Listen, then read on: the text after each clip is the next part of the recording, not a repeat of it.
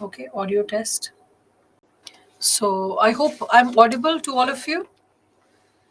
Yes, good evening, everyone. Good evening. Yes, yes. Welcome. I welcome all of you for today's session.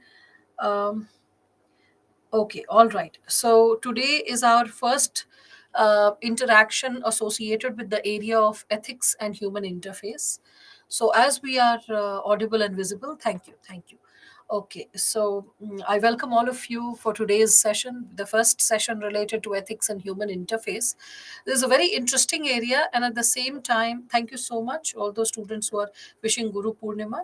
So, weekend batch next month, Anjali, that will be after 12th of like August. All right. So, that's what. Good evening, all of you, and God bless you all. Take care with respect to your wholesome well being. Now, so as we are going to start with this topic, a topic which you have never studied in your academic life, like never ever in school or college, and suddenly a 250 marks paper is associated with this given area, I understand that a lot of you are like under the confusion or under the dilemma that like how to go ahead with this given area, which holds so much of like probably lack of clarity or uncertainty. So that is something which we are going to build bit by bit. So when I'm going to start with this given dimension associated with ethics, first and foremost, I'm exposing you. My picture is too small in the screen. Well, I cannot regulate that. The tech team can regulate that, Gulam. So as you are sharing this piece of information, let's hope the tech team will fix it soon. All right. So that's what ethics for mains only. I mean mains only and 250 marks, and who is saying that like prelims is ever going to get added for your final result? Prelims is just a qualifying segment, isn't it? So like when we are discussing about it, Swarufuddin, I hope you are understanding the very importance of the mains exam. You can see there have been like people like Rachit Raj, like Roman Saini, these people who have had under 20 all India rank, and they could clear it only on the basis of mains. In interview, these boys had such pathetic marks, less than 150 and 140 marks. Imagine, Rachit Raj had something around 137 or 139. Roman Saini had 148. And despite of such like relatively low marks in interview, these boys could become all India under 20. It was only because of mains. So mains like plays the most critical role in terms of your rank, and in that also, if we like highlight the three areas which can make a difference in your mains is your optional paper. When we speak of it, after the optional paper, the second area which can bring about the difference is associated with essay, and third is ethics, because these three areas hold a lot of subjectivity. The higher the level of subjectivity, the like greater the possibility of gaining marks. So all those students who are asking about schedule or duration or this and that, officially the lecture is going to be 5 to 8:30 every day. And with respect to days, details, schedule, you can just consult the timetable. It is around 20th, and it is 5 days in a week. All right. Now, as we are, what about making notes? Pedagogy, I'll be just discussing, Pujaba. You just have to be a little patient as I discuss about the approach. So, manage it through my syllabus. What is your syllabus, Femina? Like, manage it through my syllabus, like, does your syllabus be little distinct from UPSC syllabus? So you can just check that out. Okay, now so with respect to this given area, when we are substantiating it, small font, I really cannot help the area of font. I need the help of the tech team. SMEs, if you're hearing me, please call the tech team and ask him to come over here to look into the issue of font and to look into the issue of the size, like my image, some students are finding it small, or anything associated with the like noise, anything. Okay, then probably the tech team can fix it, because I can only teach you the content. All right, so that is something which I can fix. Now, so when we are speaking it out with respect to this, we all can like reflect upon the given dimension of this syllabus, that how it is like put forth before you and how the questions are raised. So you'll realize that there is section A and section B. Section A is associated with the theoretical part, whereas section B is associated with, you will find big time, it is associated with the case studies, situation based questions which you have to solve, majorly associated with the, we can say, it is primarily associated with the dynamics of we can consider, okay, like few students are asking, it is it overlapping with x subject, y subject? I'll be discussing that as well, just bit by bit. Let us go ahead with it. Okay, so it will be the case studies are associated with situation based questions, and majority of them are associated with the chapter of ethical dilemmas. Now when we are talking about the concerns associated with let me just keep the open chat so that I can just read it more like this. So when we are talking about that ethics is not as huge as economy, polity, and yet crucial for the rank. For the simple reason, if you lack ethics, you are not a good person and suited for the system. As simple as that. Even if you like you know economy very well or polity and IR very well, still the challenge will be this, that the person who is knowing a lot of facts but not a good person can be a clever devil for the system, and that's why it can be problematic for the system per se. Students want the font to be bigger, my image to be bigger, something I don't know, like just check in the mute कर दो इसको okay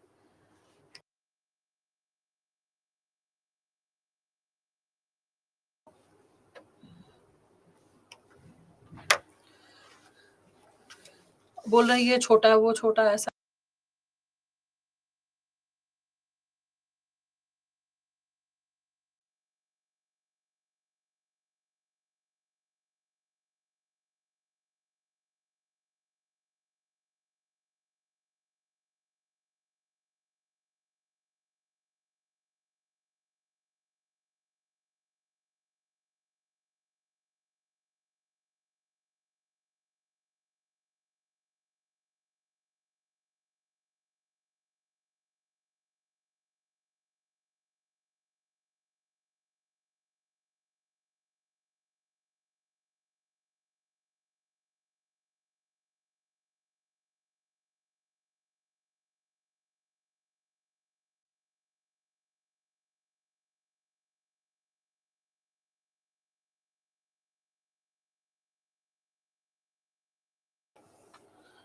full screen ही है शायद ये अच्छा ऐसे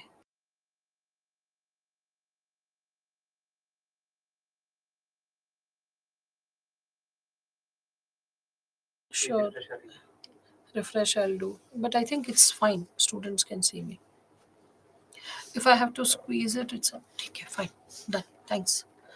All right, so students, we have fixed things at our end from the microphone to the font size. If still someone is experiencing a strain with respect to the font size, then in that situation you will have to look into your own device. If your device itself is tiny, then in that situation what is written will be like relatively short. All right, so now a student Sarashti, you were asking, is it overlapping with sociology syllabus? No, it is not overlapping with the optional subject, any of the optional subject per se.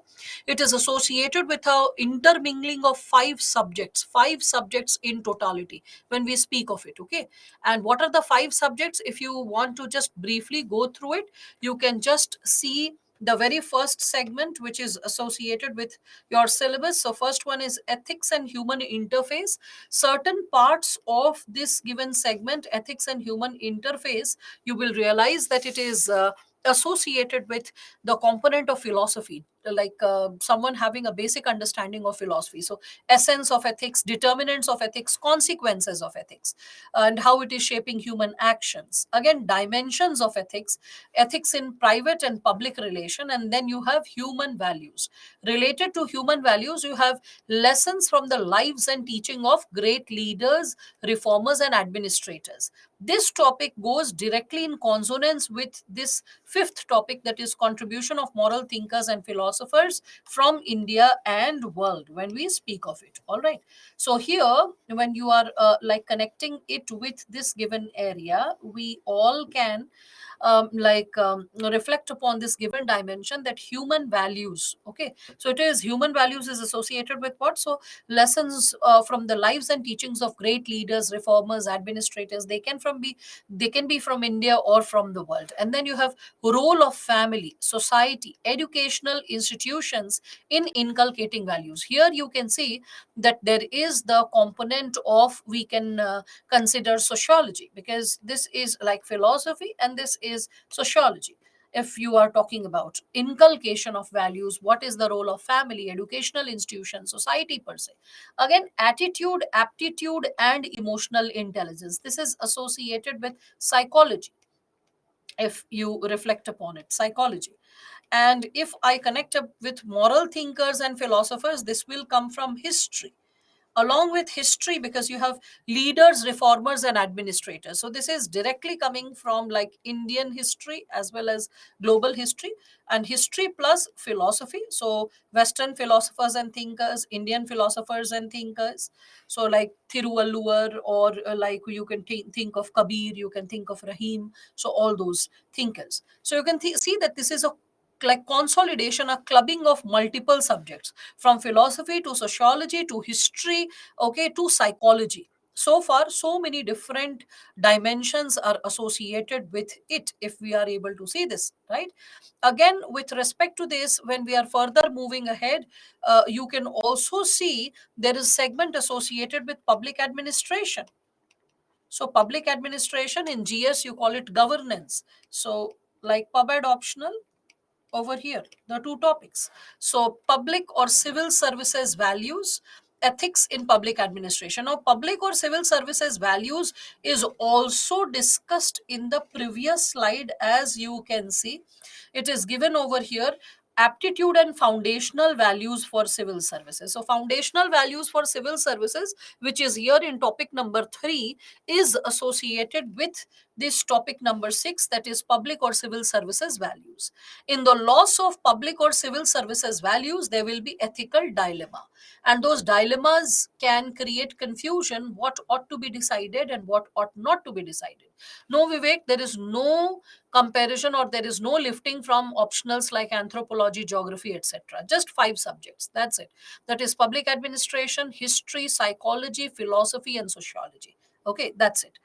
Now, so here you can again see there are some core components which are like thought provoking and reflective, like conscience. When I say conscience, so conscience, voice of conscience, again, along with voice of conscience, when we are speaking of it, along with the component of voice of conscience, crisis of conscience, these two dimensions were asked in 2018 and 19 respectively.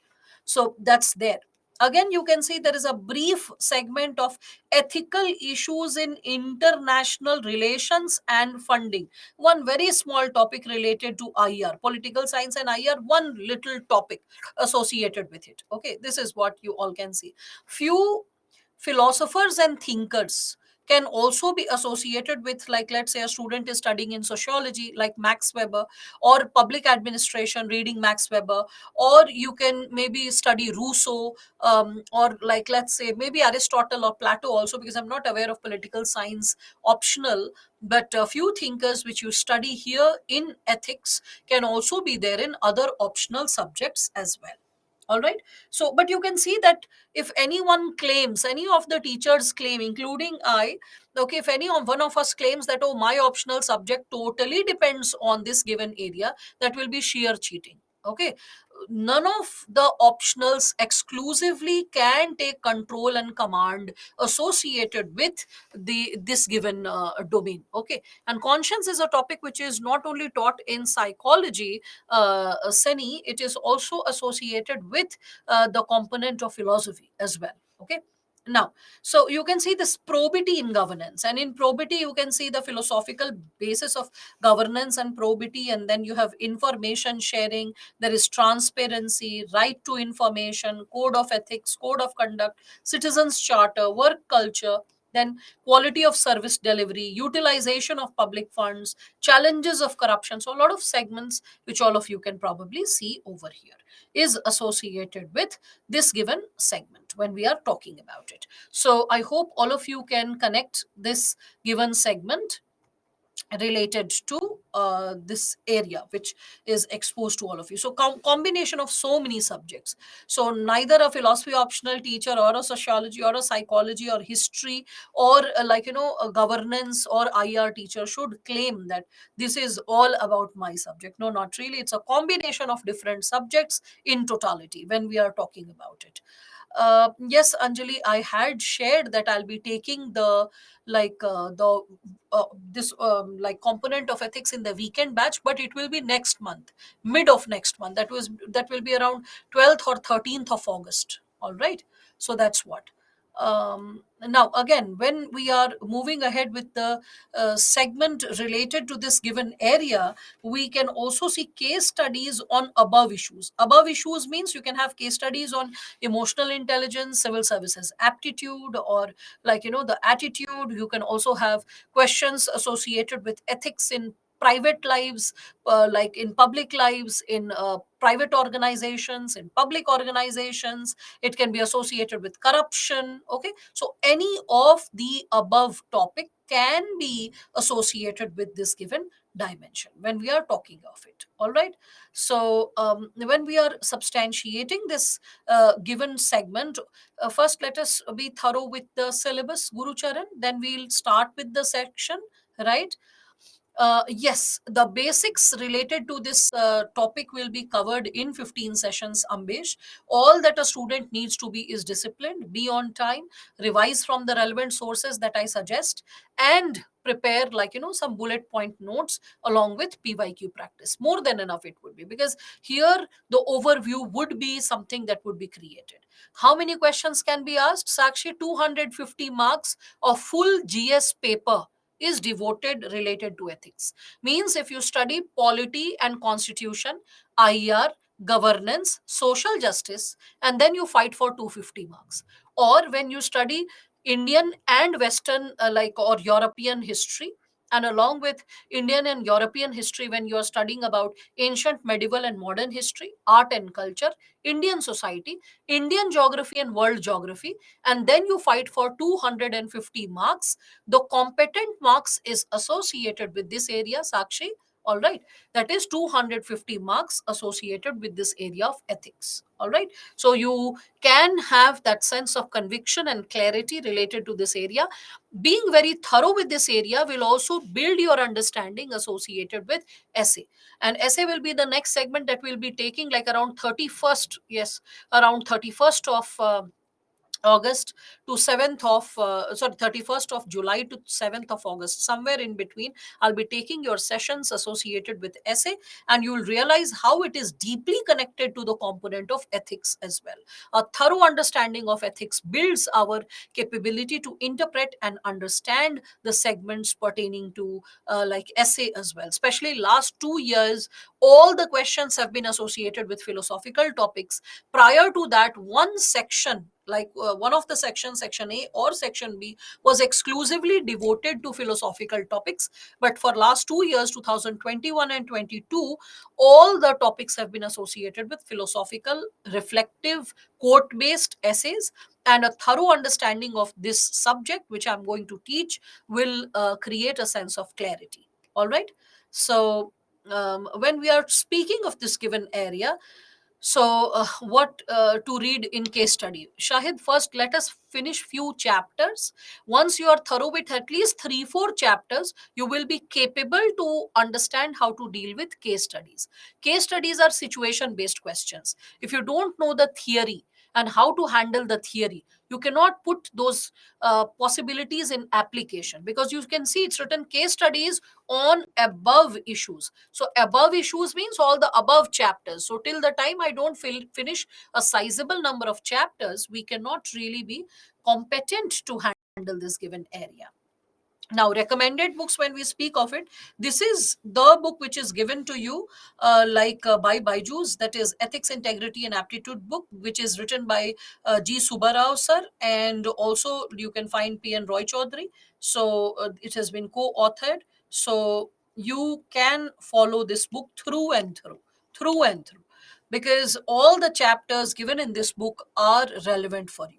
250 marks is at stake. No one should think of, going ahead with some shortcut method. Some students are like, what is more important in the chapter? I've created few important chapters, but my concern is that for the area of history or geography, you are reading like four NCRTs, you are reading GC Leong, you are reading Bipin Chandra, you are reading like an exclusive set of material for Indian society, you are reading exclusive material for art and culture. So much for 250 marks. And here is one paper just having one book that is given by the institute, that is of Subbarao sir and P. N. Roy Chaudhary sir, and you want a shortcut from that. So that is not something which is advisable. One thing. Second thing, any student who is starting afresh, who is targeting, like, let's say 2025 or 2026, for those students, you can read something more in greater detail. So, first and foremost, gist of second ARC. This will also help you in preparation of governance. Okay, so you can reflect upon this. NCRT psychology book, which is associated with class 11th and class 12th. Selected chapters. When I say selected chapters, I imply to say attitude, aptitude, okay, and the concerns associated with emotional intelligence. Okay, other than that, you can also reflect upon something more, and that is related to yojana issues, because, the academically rich articles do not lose their relevance. So you can think of something like associated with, let's say, good governance, which is there in 2013, inclusive governance 2013, reforms in public administration 14, and September 2020 for extra reading.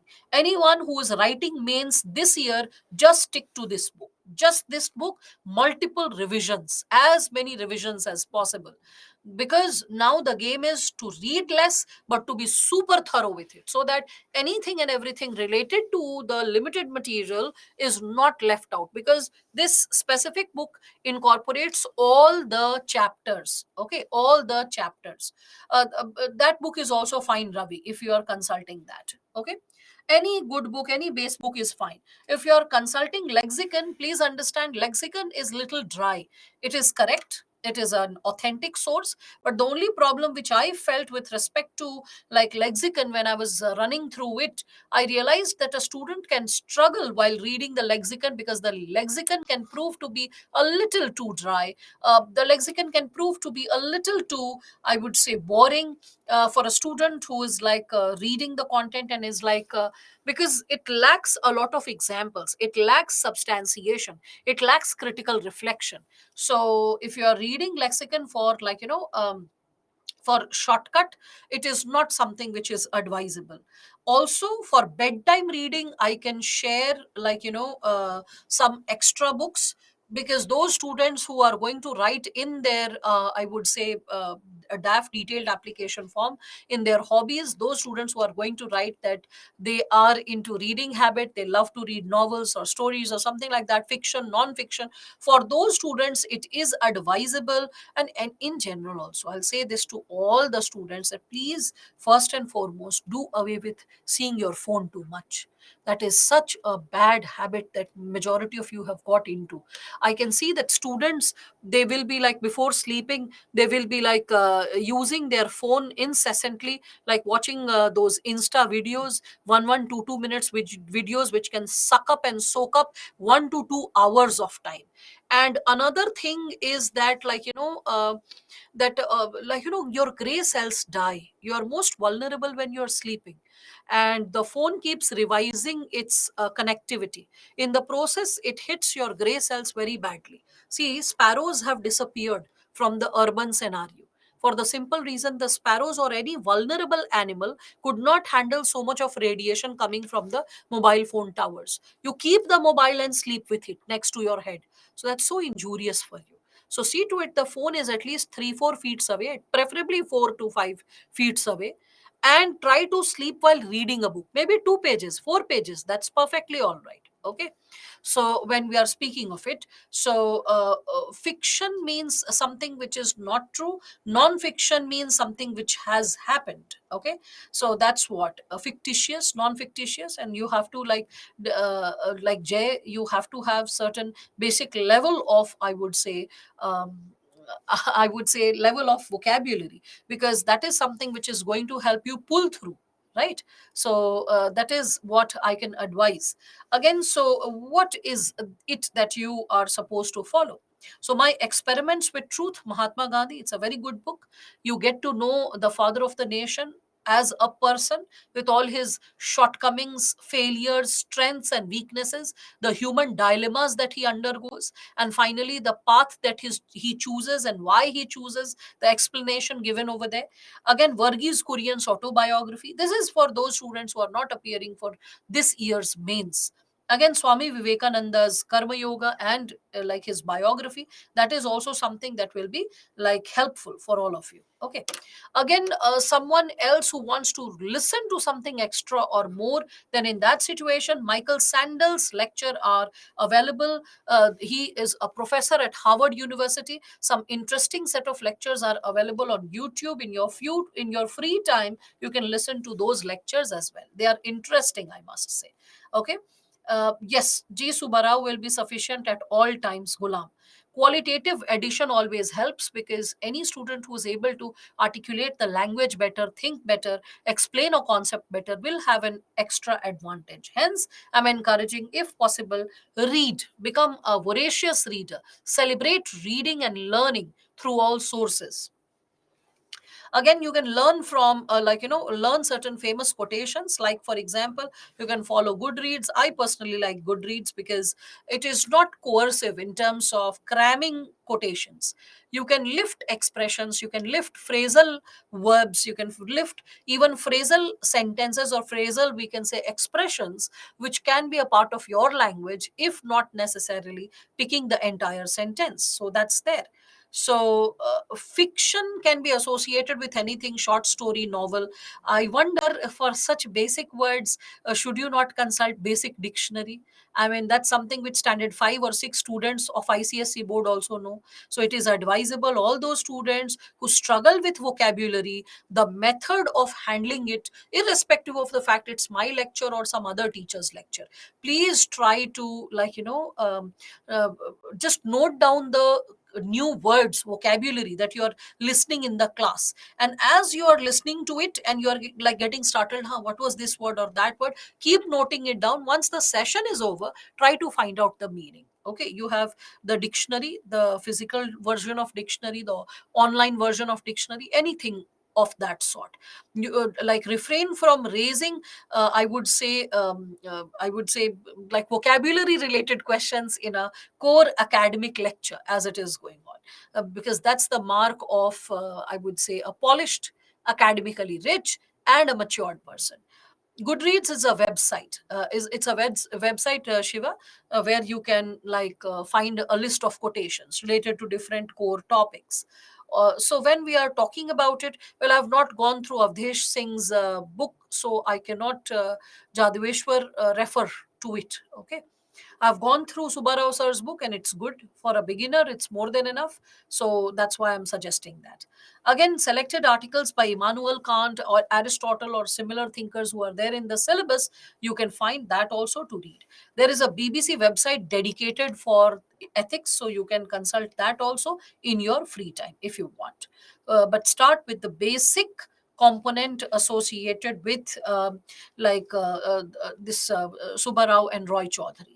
All right, JA, I will be arriving at. Let me first start the chapter. It is like, isn't it ridiculous? Suppose the geography teacher has started explaining the syllabus and the approach, what ought to be studied, and a student says, "Please tell me that how far is Arctic Ocean from Antarctic, the region of Antarctic, the area of the Antarctic region. So, like, you'll be like, ये कैसा सवाल था बीच में बिल्कुल से है ना? So let us respect the possibility of going bit by bit as we are substantiating it. Better India, yeah, Better India comes up with interesting examples associated with bureaucrats, what they are doing in their real life. But it is advisable, do not take the name of present and serving bureaucrats, because it comes across as hero worshipping. The one thing which the system doesn't want, or in ethical code of conduct which is like not appreciated, no, they are not like different, Sarashti, they are co-authors. Subbarao and Roy Chaudhary are co-authors. You never pay attention to the book's names, who is the author. That's why you people are getting surprised. All I imply to say is just follow the book which is provided by Byju's. Okay, I think that's a simpler way to say. Now, with respect to this, when we are talking about the very dimension of glorifying hero worshipping, please understand bureaucracy is about, respecting the system, and it is the system which is running the game. In senior bureaucracy, lady singham and male singhams are discouraged. They are not appreciated. It also impacts their overall performance and in future their promotion and posting. So it is always advisable, be a pro system person, working as a team person, leading when it is required from the front and when it is required from the back.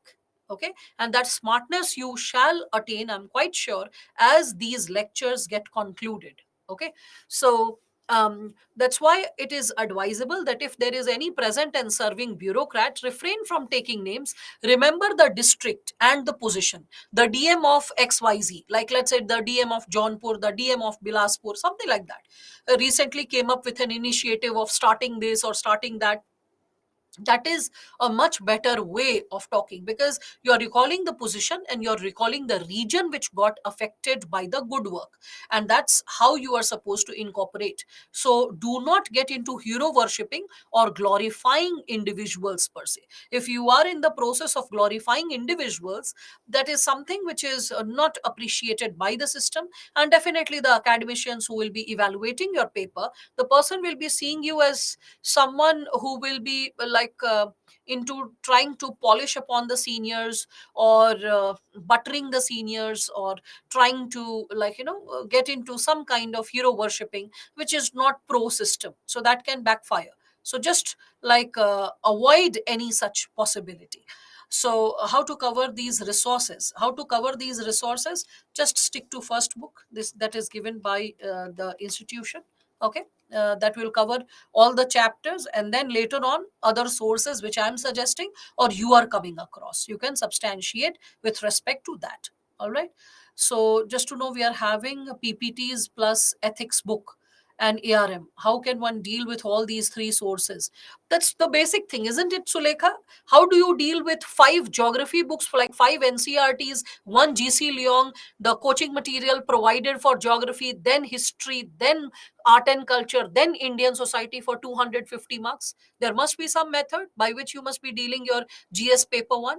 In the similar manner, the method to deal with the session is, when I'm teaching you, take the PPTs as the base material. Build your basic concepts through the PPTs and what I explain. Once the lecture is over, read the chapter which is given in Subbarao. After reading the chapter, see that what extra material, examples, insights you gained from the book, which will add quality to the PPTs and what has been discussed.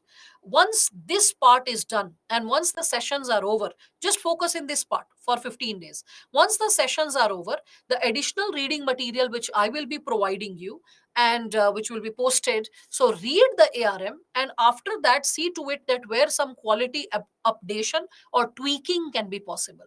This process shall continue till the time you don't get selected. Every time and any time you come across any new piece of information, any new idea, any new perspective, please read it and update your content accordingly. Okay, so this is something which goes ahead with it. Krishnamurti is fine. Please don't follow any Sadhgurus and all.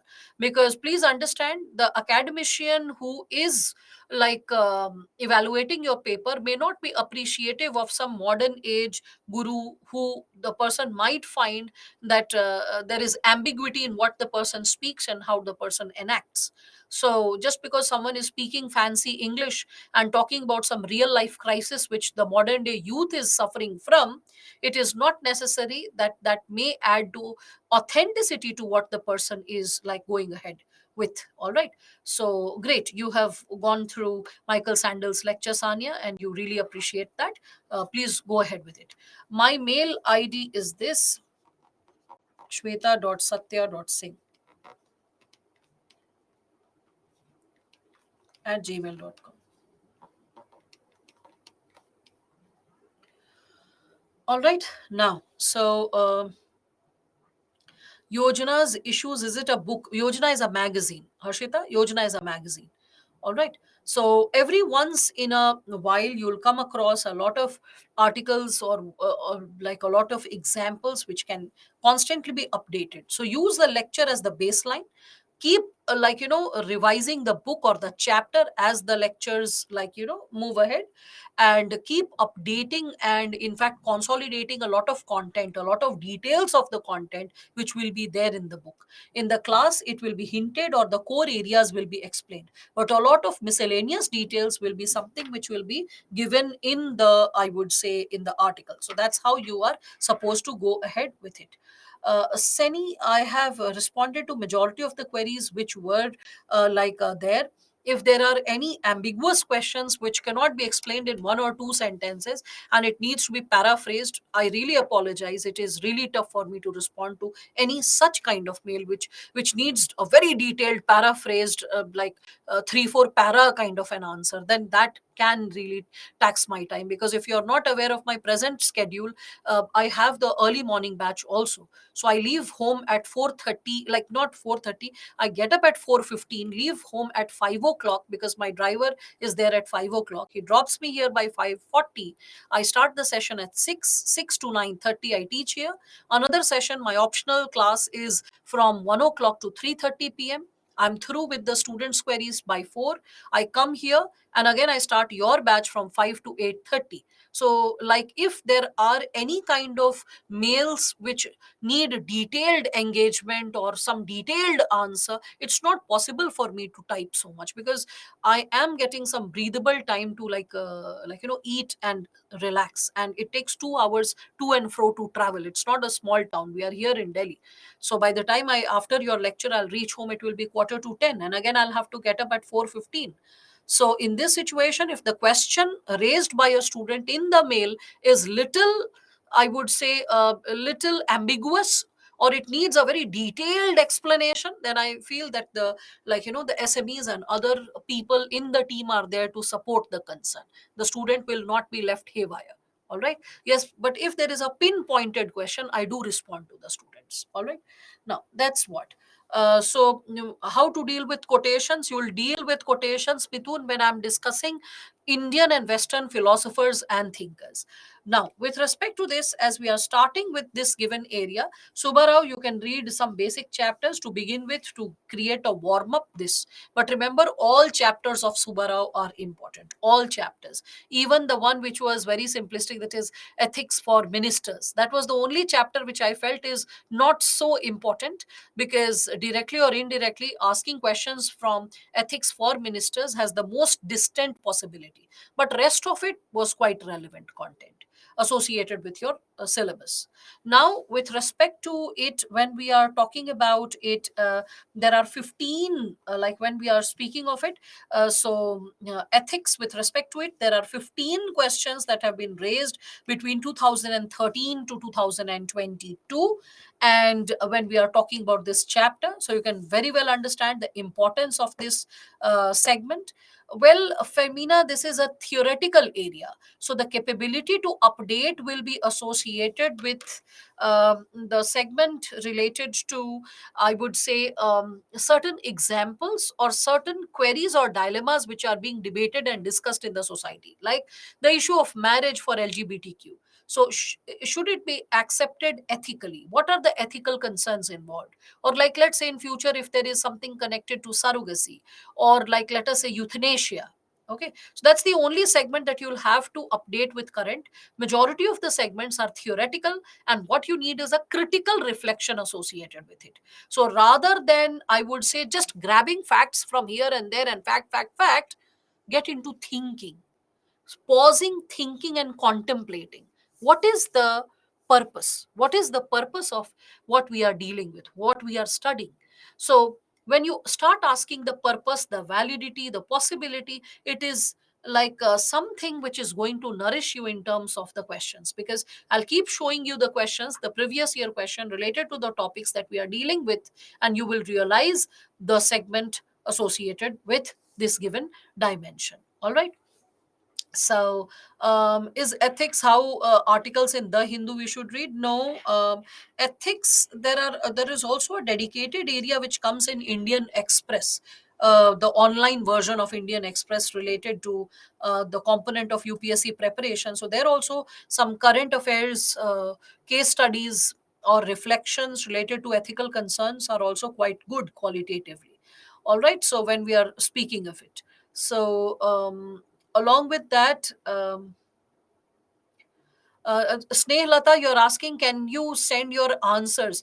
Kindly send the answers to SMEs and other seniors who are into the responsibility of evaluating it. Because as I told you that after 3 sessions, I barely get time to eat and sleep these days. And this session will be till 20th. Again, after that, it will be like so from 12 o'clock to again 8:30, because 12 o'clock onwards, again, the optional, I'll have to travel. And then after that, it will be like your essay session once this is over. So with 7 8 hours of hard work, then I don't get the breathable time to evaluate individual answers. And with hundreds of students across batches, it is like near impossible, until and unless there is a condition. If a student is writing mains and shares the roll number, then I do things, something extra which I can possibly handle. Okay, so that's what I would like to share. Now, with respect to this, one more thing, which, okay, what optional do I teach? I teach sociology, and I don't teach sociology over here presently. So please, we will refrain from talking about it on this platform. Any queries, you can just mail it to me. I will respond to it over there accordingly. Now, so do we need to make running notes? If I'm explaining something but not writing on the board, in that situation, you can note down those explanations. Now, starting with what is ethics. Okay, so ethics is like when we are asking ourselves what is the right thing to do, and we get an answer that this is the right way to proceed ahead or to enact, that is something associated with ethics. So it is coming from the Greek word ethikos, which is associated with custom, habit, character, or disposition when we speak of it. So, ethics, what is ethics? It is a system of moral principles. When we speak of it, it is a system of moral principles. And ethics, when we are talking about it, it is what are moral principles? Standards set by the society which guides us regarding what is right and what is wrong for all of us to do. Okay, so when we are understanding this, ethics is something which helps us to understand, to differentiate between what is right and what is wrong, what ought to be done and what ought not to be done, what is good, what is bad, what is fair, what is unfair, and what is our sense of understanding towards these concepts, right?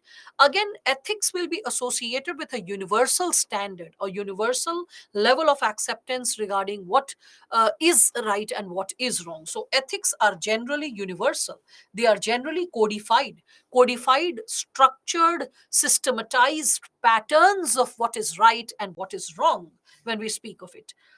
All right, now, so as you all are getting introduced to what is ethics, and as we are substantiating this given dimension, um, we can also like talk about it from the perspective of what other thinkers have to say about ethics. So there are few like quotations, as you can see. So you can see that Johnson and Hellinger's, like Johnson and Hellinger's suggest that what are ethics? So it is a body of prescriptions and prohibitions, like the do's and don'ts that a person has to deal with. Again, we can understand that what are ethics. So ethics are like, styled as art of self government, means how you can regulate your own behavior Okay, so it is imposing regulation of an individual's behavior. They are standards of conduct, like how a person ought to behave in like a public domain in the society, guided by the cultural or the traditional practices. Preston puts it simply that ethics is the concern about what is right, just or good. Just here means what is fair, okay, what is justified, what is correct. Okay, so that's what we can understand with respect to it. So this is what you can connect with the given dimension. So is it too easy to know what is right or what is wrong? No, there's no harm. Sometimes things, they just dawn upon us effortlessly. This is the right thing to do because no one is getting harmed and there is no repercussion associated with it. So it's perfectly fine to arrive at what is right effortlessly, right? And sometimes there will be certain debates, dilemmas, and dialogues which will guide us to what is the right way to behave in a specific situation, right? Again, with respect to it, SME, please support Aryan. He's asking where to get the PPTs, etc. So that's what. Now, so yes, you need to remember, you need to memorize it, as simple as that. So all of you can see that what is ethics. So ethics is associated with like, you know, we can consider it is associated with the knowledge that gives us the sense that what is right and what is wrong. It is a branch of philosophy that is associated with our human conduct. It is related to our moral judgment or our ethical reasoning abilities, to be specific.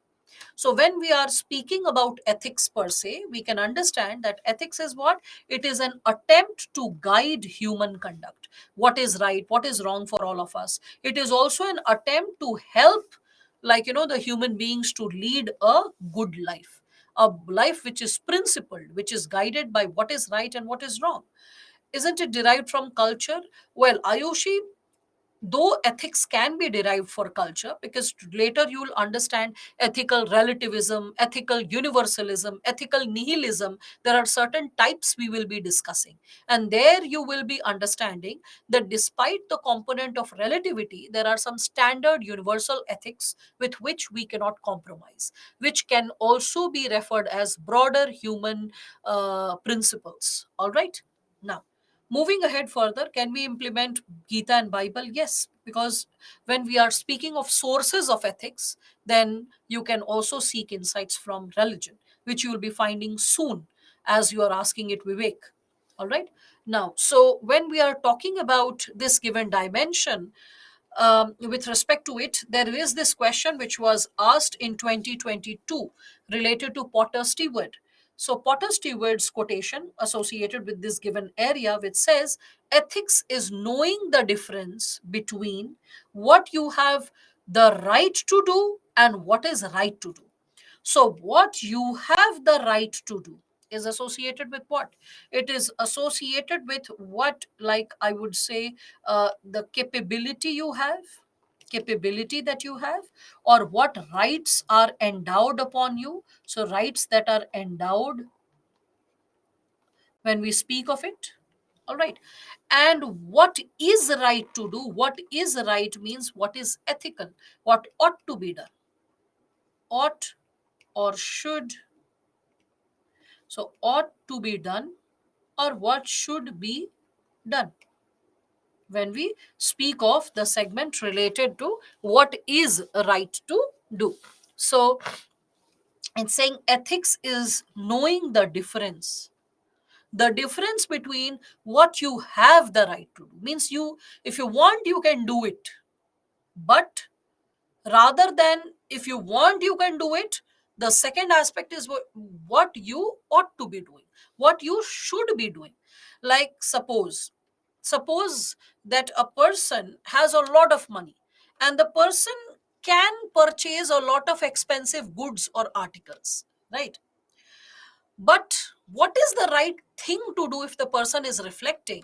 Then rather than purchasing consumer articles, the person may get into using the same money for benefiting the good quality of life of others. For example, like let us say Sudha Murthy.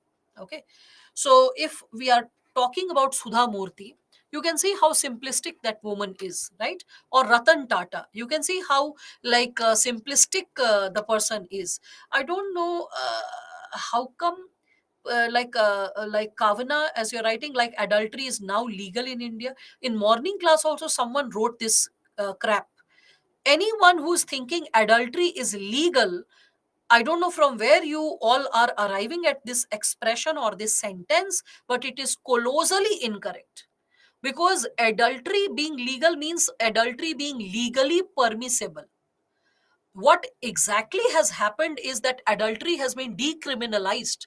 Now, criminal punishment is not levied upon it, but adultery is still a condition on the basis of which a couple can go for divorce. Okay, it is still a ground that can be used for separation and divorce. So, it is not, and students who are asking what is adultery, that is cheating upon your partner. And if still you are struggling, what is cheating upon your partner, then please consult some dictionary. Okay, because this is basic level of language that all of you should understand, right? So please do not be under this incorrect influence that adultery is now legal. Adultery is not legal in India. Okay, it's just that it has been decriminalized. If you're performing any such act, then you will not be charged under some criminal provisions. It's just that it can be a ground for separation and divorce. That's what you can connect with. All right, now further, as we are substantiating this, so I was talking about this given dimension. Now what happened was that when Neeta Ambani's cultural center was getting inaugurated, then her future daughter-in-law, like Anant Ambani recently got engaged. So with Radhika Merchant. So Radhika Merchant's this wallet, the purse that she was handbag that she was carrying, it became too much popular. It was like a Hermes handbag, and it was of like almost 1.75 cr. Okay, 1.75 crore rupees worthy of little silver colored handbag. Later on, there were a lot of news reports associated with Radhika Merchant's fancy taste, whereby majority of her shoes and handbags are very expensive. She has shoes which is worthy of lakhs, and she has handbags which are of 75 lakh and 50 lakh, and so forth, so on and so forth, when we are speaking of it. So when we are speaking of it, that just because you are loaded, for example, if we are talking about Rishi Sunak, that is the son-in-law of Miss Murthy. So the daughter of Miss Murthy, Sudha Murthy, you'll find that she is also a very flamboyant lady having very expensive tastes.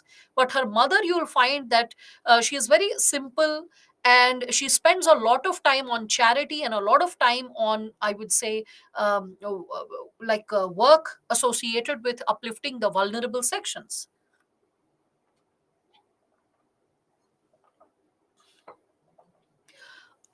Same is with Ratan Tata. Ratan Tata also has a very simplistic way of living life. So you can see that Ratan Tata also, he refrains from traveling by business class if and when it can be avoided. He avoids living in a huge bungalow, he stays in a small flat. So that is something which can like probably connect your possibilities pertaining to this given statement, that ethics, it is ethics that gives you the wisdom about the difference between what you have the right to do. If you have money, then you have the right to spend the money the way you wish to after paying the taxes. But ethics gives you the wisdom that even if you have the right to do that thing, still, what is the right thing to do? What is the ethical thing to do? What is the most correct thing to do? All right, Mohammed, how about trying to learn this concept once again through me? Maybe something new, something interesting, something enervating you can learn through the PPTs, and maybe you can find the PPTs far more exhaustive and qualitatively updating your preparation. So how about trusting for once, right? Can I expect that from you, Mohammed, for once? Okay, so can we quote Weber's Protestant ethics here? No. Not even distantly, Alicia. Misusing information is abusing information. Always remember that. So if you are bringing Weber's Protestant ethic, it was associated with a set of do's and don'ts which people following Protestantism follow, because of which, okay, uh, uh, you can understand that because of like abusing, or we can say like not abusing, I would say, because of like, let's say, using the ethics which the Protestant people following Protestantism or the Protestant religion, they follow, which also guides them with respect to their economic behavior, like what kind of economic indulgences they should have in their professional life as well as personal life. Like in personal life, they should refrain from any kind of alcoholism, any kind of carnal pleasure. So all that is what Weber's Protestant ethics says. But how and why would you connect it with the concept over here? It's just not required. All right. So, can we mention the name of Sudha Murthy? Yes, you can mention Sudha Murthy. You can mention like Ratan Tata. No problem. They are not bureaucrats present and serving, and they are people of high social reputation with respect to their contribution in national development. So that's perfectly fine to quote them. All right. So it may be due to your network issue, Parul. At our end, things are working perfectly fine. Now, with respect to, yeah, Azim Premji, very good, Vedanti. We can also think of Azim Premji. He donated 90% of, I would say, his like personal property for the issue of primary education. Imagine 90% of his personal property. It is considered the highest amount of donation made so far in the world for the purpose of primary education, promoting primary education. In like India, he like donated 90% of his personal, we can say, property. So that is something which you can connect with it. Okay. Bollywood actors and actresses, if something is out of the blue and it's quite meaningful, then yes, you can think of it. Now, with respect to this, when we are further moving ahead, we can now see the sources of ethics. So, sources of ethics, where are we getting our sense of right and wrong from? How are we building our sense of understanding that what is right and what is wrong? So, in that situation, we can think first and foremost, the source can come from religion. Religion, or the idea of God, because not every religion has the idea of God, like Buddhism. Okay, so the idea of religion is something which also gives us the very possibility of what is right and what is wrong. Other source is human conscience, which is also called gut feeling, inner feeling, voice of God, sixth sense, intuition. All those words are used for the word human conscience. Our conscience can also give us the sense of right and wrong as well. Now, with respect to this, let me give you, like, let's say, a little example. Every human being has some or the other sort of conscience, even with, if the person has not read ethics paper, or even if the person is a teenager, doesn't matter. A basic level of conscience, a basic level of our understanding about what is right and what is wrong is there with all of us. Okay, so when we are speaking of this given segment, let us visualize a situation. Let's say you enter a movie hall. Okay, and the moment you enter a movie hall, you come across this given situation that suppose you are few minutes late. Okay, you are late by 10 minutes or so. Advertisements are over, movie has started, few minutes have also passed, and you are seeing that sixth sense means conscience, Shiva. Okay, pay attention to every single sentence that I speak. Be alert, sit attentively, have a pen and paper in front of you. Okay, no one will lie down and listen to the lecture. No one will be in the balcony or just loitering around, fooling around and listening to the session. Then you'll have distracted attention, and then you will keep revisiting the statements because of like, fragmented attention. So please sit like a student, because see, I mean, had it been an offline class, I would have been able to regulate. You sit properly, you just like look straight, look in front, don't talk to this, so I could have regulated your physical behavior, right? In your personal like quarters, when you are preparing from the comfort of your home, in that situation, you are your own parent, your own guardian. You are like, monitoring your own behavior.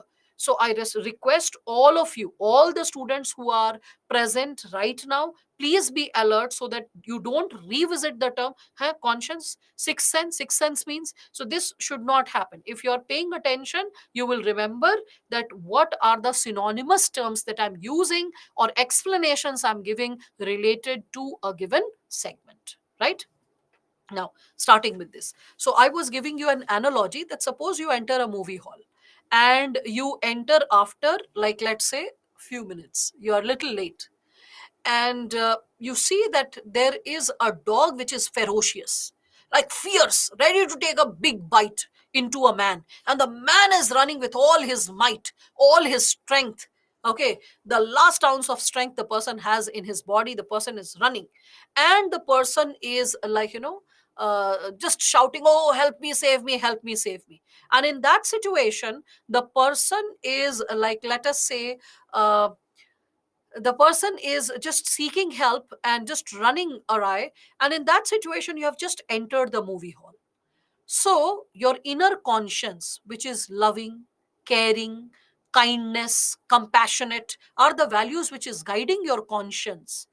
The conscience which is guided by a sense of justice, a sense of fairness, will be like, oh, poor guy, why should he be bitten by the dog?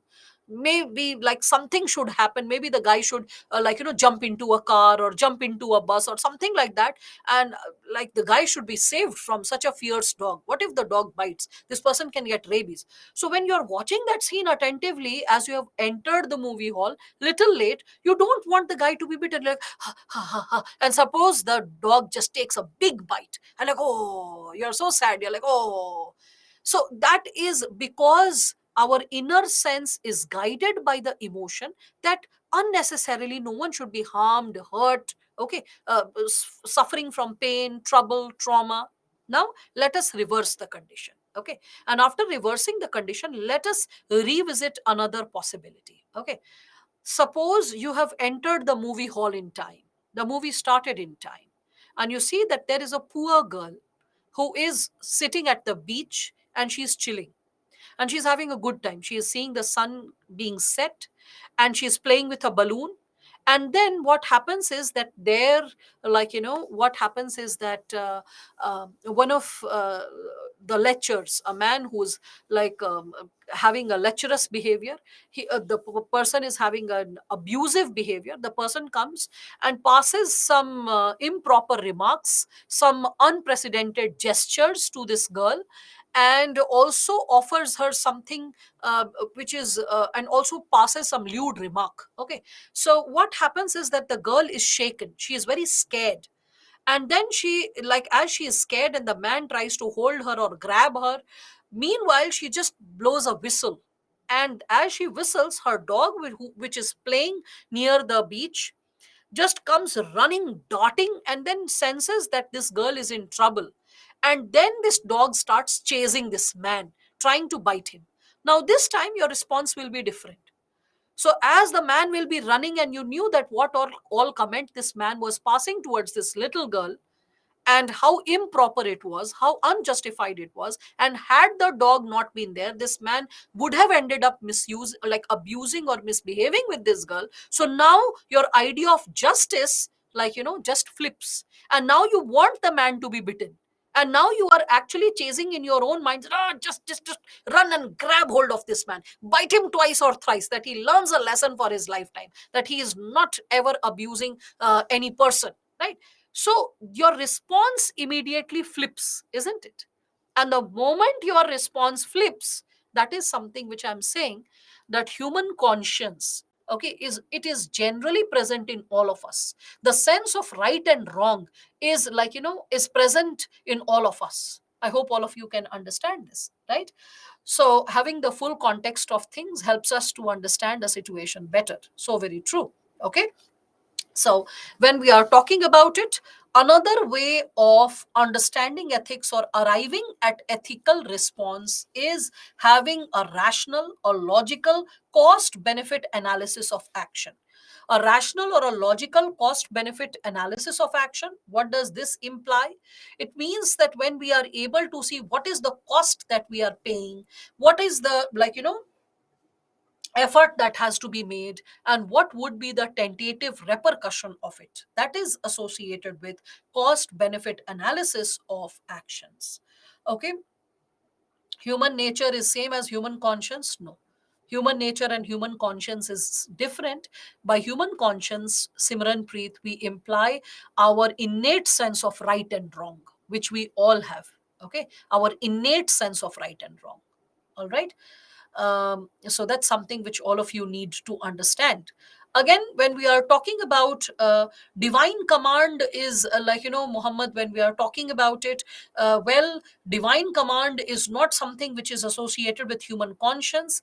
It is something which is generally a part of, we can say, religious textbooks, which is expected that like, the divinity or the supreme one suggested the do's and don'ts of life, and that can also encourage people towards ethical behavior. That's why I said God and religion can also be a source of ethics. Okay, so in other words, for God, you can write down divine command as well. I think that presence of mind all of you should have, so that you are not searching the same words, but you look upon the notes which I'm proposing, and you can see that what are the alternate terms that you know, and then you can just work upon it. All right. So that's what. So that's why the divine command which is written over here, you can sense it accordingly. I hope, Mohammed, that's clear, and I hope now you're paying attention in time rather than 3 points later. Again, when we are talking about this given segment, third point you didn't get, cost benefit analysis of an action is associated with what should be done, what ought to be done. If I don't do like this, who will be paying the cost of it? If I destroy this, or I damage this, or I hurt someone, who will be paying the cost of it? Is it only the person suffering, or will the society also lose its ethos? If the law and order situation is haywire, then what kind of example would be set for others to follow? So when you do a cost benefit analysis of a given situation, you are able to understand that what ought to be done and what ought not to be done, what ought to be avoided.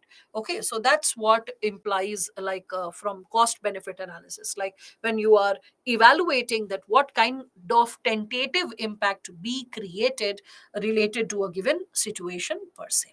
Again, we all can reflect upon this. So the example of great and good, like human beings, when we speak of it, we can connect it with the segment whereby you can see the role models. The role models also inspire us. For example, suppose if I am reading about Sir APJ Abdul Kalam, or I am reading about Mahatma Gandhi's life, or Swami Vivekananda's life. Okay, I'm reading about M Vishweshwaraya. Okay, I'm reading about Maulana Azad. So these individuals and their lives, which has been highly inspiring for all of us. Okay, Khan Abdul Ghaffar Khan, Bhagat Singh, yes. So all these individuals, suppose if you read their lives and it touches upon your, like, value system, your sense of right and wrong, your morals, okay, the larger ethical principles which are governing the society, those principles touch upon you. In that situation, that also proves to be a profound source of ethics per se. All right. So that's what you can again connect with. Further, you see this question that you have got in 2014, which is associated with the sources of ethics and the nature of question, the language of the question, you can just notice. Presently, I do not expect you to be capable of responding to it, but as chapters pass, it will be expected that you should be able to practice such questions. So the question, you can see, which eminent personality has inspired you? So you cannot write about your mother or grandmother or father or grandfather. Eminent means the person should be known, popular, has inspired you. So, which person has inspired you the most in the context of ethical conduct? So, you cannot talk about MS Dhoni. Okay, when we are talking about ethical conduct means the sense of right or wrong. Yes, you can talk about the historical figure, religious figure, you can quote from, like, mythology, all kinds of sources. So, yes, you can quote Subhash Chandra Bose also, Ambedkar also, you can quote about Lord Ram also. And when we are talking about it, you can talk about Krishna. I still remember in 2014, one of my students had actually written about it from the perspective of like Gita and Krishna. So he wrote that regarding eminent personality, it came as a surprise to me because many people had written about APJ Abdul Kalam or Gandhi or Nehru, but this student had written Krishna. And then the sense of right and wrong, the ethical dilemma which a person experiences, and from the ethical dilemma how the person had derived the sense of wisdom after reading Gita, and especially the speeches given by Krishna. So and the child got wonderful marks. I mean, in ethics paper, I still remember it was in late 130s, either 136 or 138. Okay, so that's what you all can find when you are like reflecting upon any source, but you should be able to justify it. Yes, Raja Ram Mohan Roy also, and APJ Abdul Kalam also, anyone for that matter. All right. So when we are speaking of it, remember the core context. Ethical conduct should be there. The person should exhibit a high ethical value in his or her life when we are talking about it. So first you should have an idea related to what is ethical. Yes, you can also use Quran as a source, Muskan. Okay, you can use like Quran, you can use examples or leaders who have been discussed in Quran, or you can talk about Buddha, you can talk about Jain. That's perfectly fine. All right. So and I'm very inspired by his words, like your last mistake is a God teacher. Okay, can we put the story of Lord Mahavira? Yes, you can talk about Lord Mahavira as well. I think all of you are now having some idea associated with it. So here, when we are talking about it, ethics is social standards of what is right and what is wrong, Anshul. Okay. Now, so when we are talking about this given dimension associated with this question, the third part is give gist of his or her teachings, means why the person could inspire you. So first you had to identify an eminent person, pay attention to the word. So this was first part. Second was the ethical conduct. Third was the gist, that what was inspiring you. And then examples, how you were able to put those teachings in your own ethical development. So examples associated with the four parts of this question were there. Definitely, first part was barely a sentence. Okay, ethical conduct in that person's life was barely, like I would say, 20% of the answer.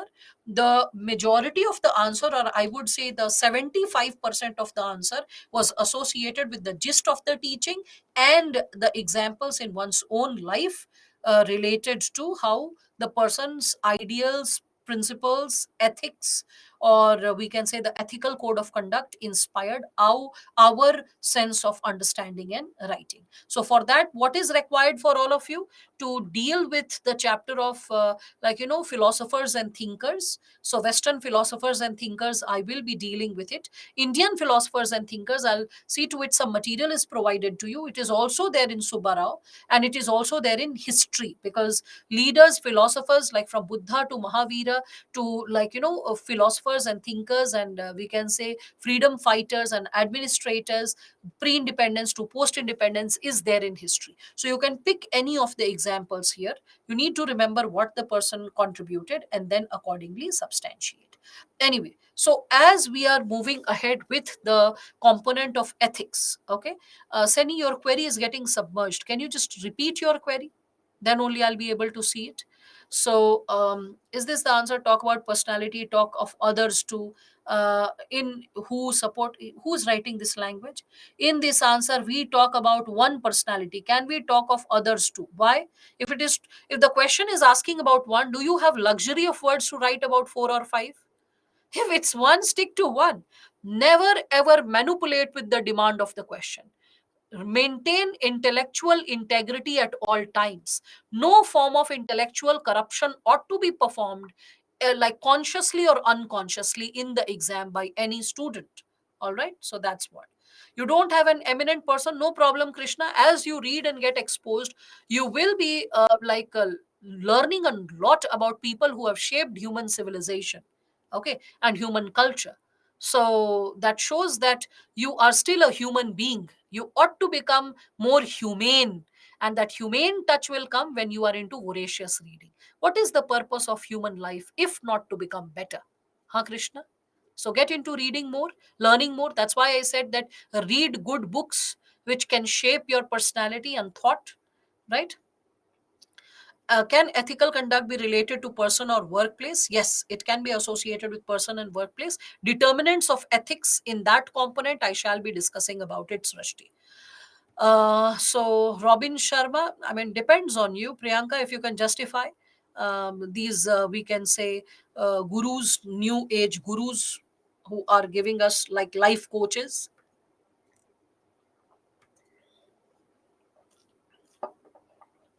What if ethics gets tested in the context of national security?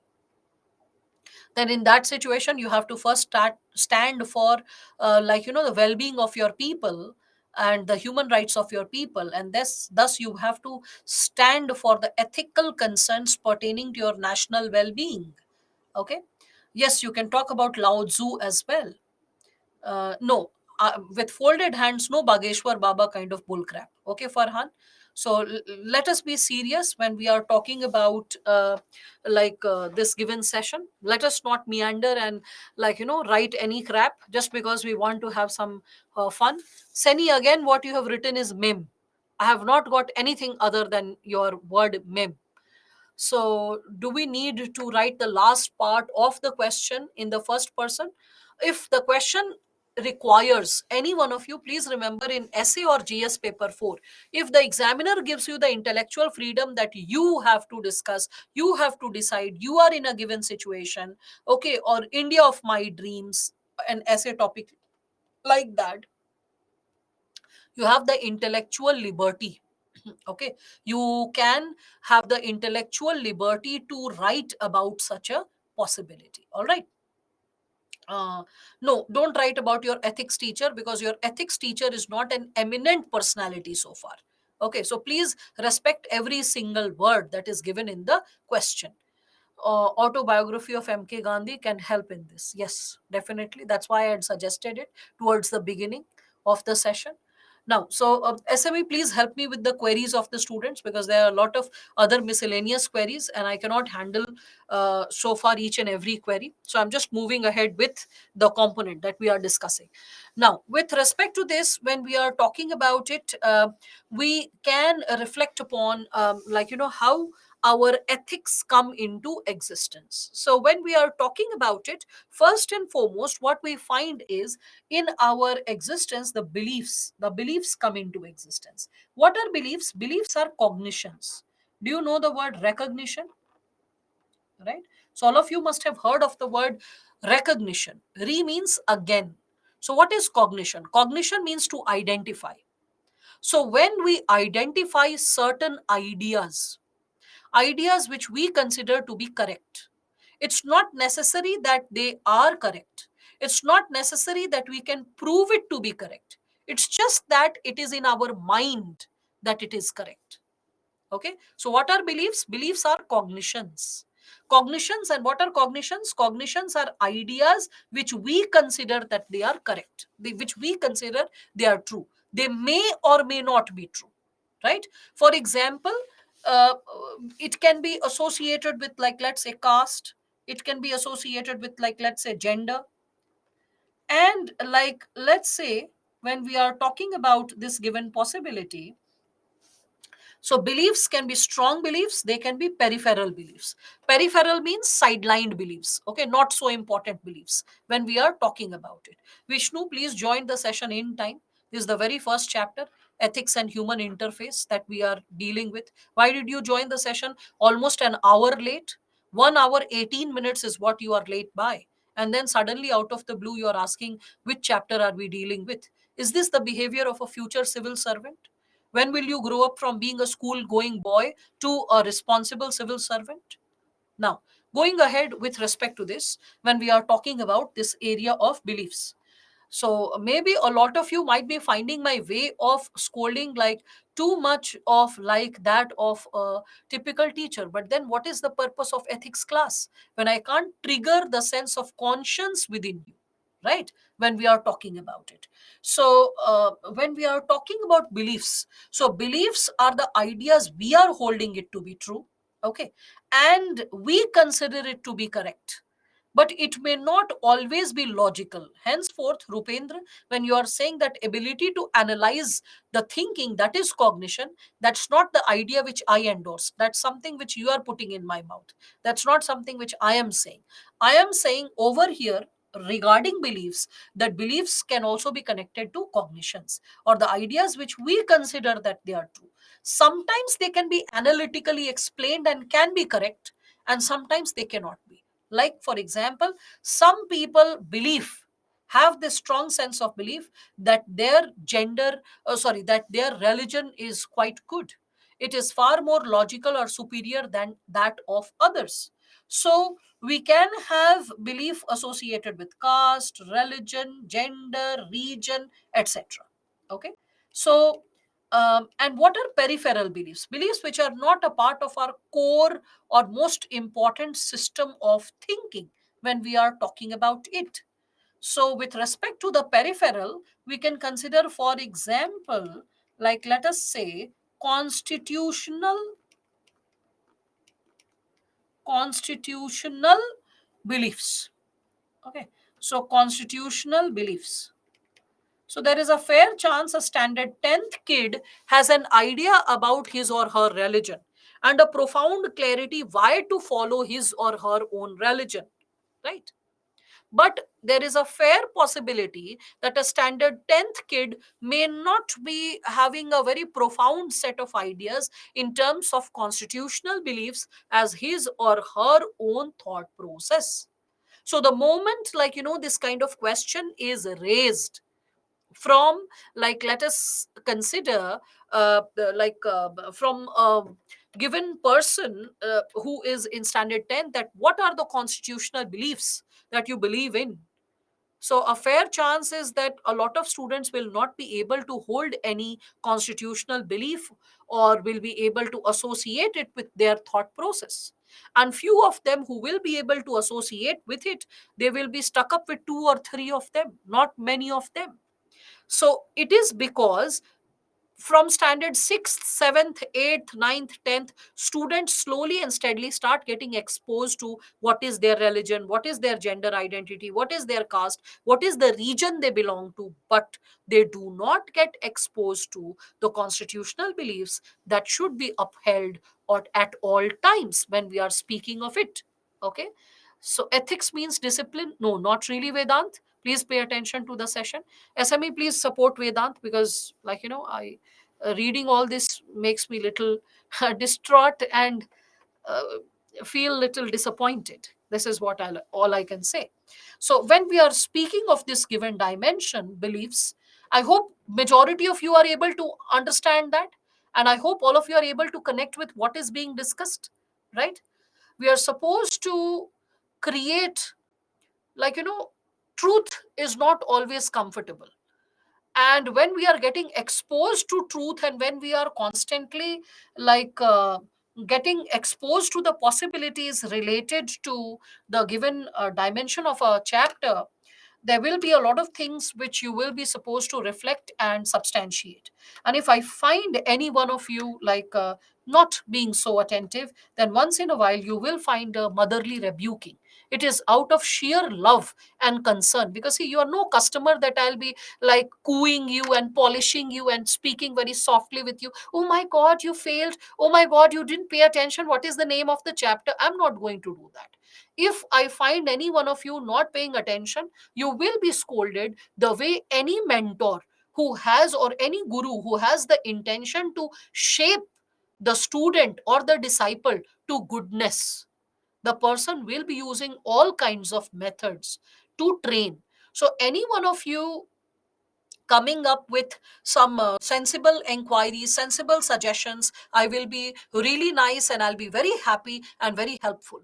But if I find anything whereby, like, you are not so reflective or focused, then in that situation, you will not find kind remarks from me. Please understand this. Okay. So I don't care even for how it lands for me. What I really care for is how it works for you in the long run, for your career and your future, and most importantly, your personality. Speaking sugar coated words are very easy. Okay. but and it is always like helpful career wise. But the thing is, I'm settled enough that I don't have to, like, bother about my career. I have to bother for your career. So anyone raising some lame comment or raising some lame queries, what chapter is going on after 1 hour, 1.5 hour, I really will be little distraught about it. So now going ahead with this given dimension related to it.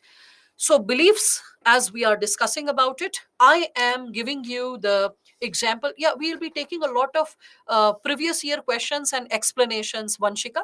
You just have to go a little slow. All right, you have to go a little slow and easy with respect to it. So you will be realizing this, that bit by bit we'll be dealing with a lot of previous year questions, chapter after chapter, and that's how your basic concepts will be built. And you'll be realizing that what is being taught is directly in consonance with what is being asked. Okay, so first I'm just exposing you to the questions and basic concepts like definition, source of ethics. So far that's what we have done, right? Bit by bit you will be realizing the depth of it. Now with respect to this, when we are talking about it, so beliefs, what are they? They are standards of our, like, thought, the thought that we possess, our sense of right and wrong that we possess. Okay, so in this given dimension, when we are talking about it, we can see that it is something which we consider to be true. Like, for example, we have strong feelings about our religion, our gender identity. Okay, in those situations we all can find this given possibility that the strong beliefs are something which are going to form our value system. That is, cognition plus emotion is forming our value system.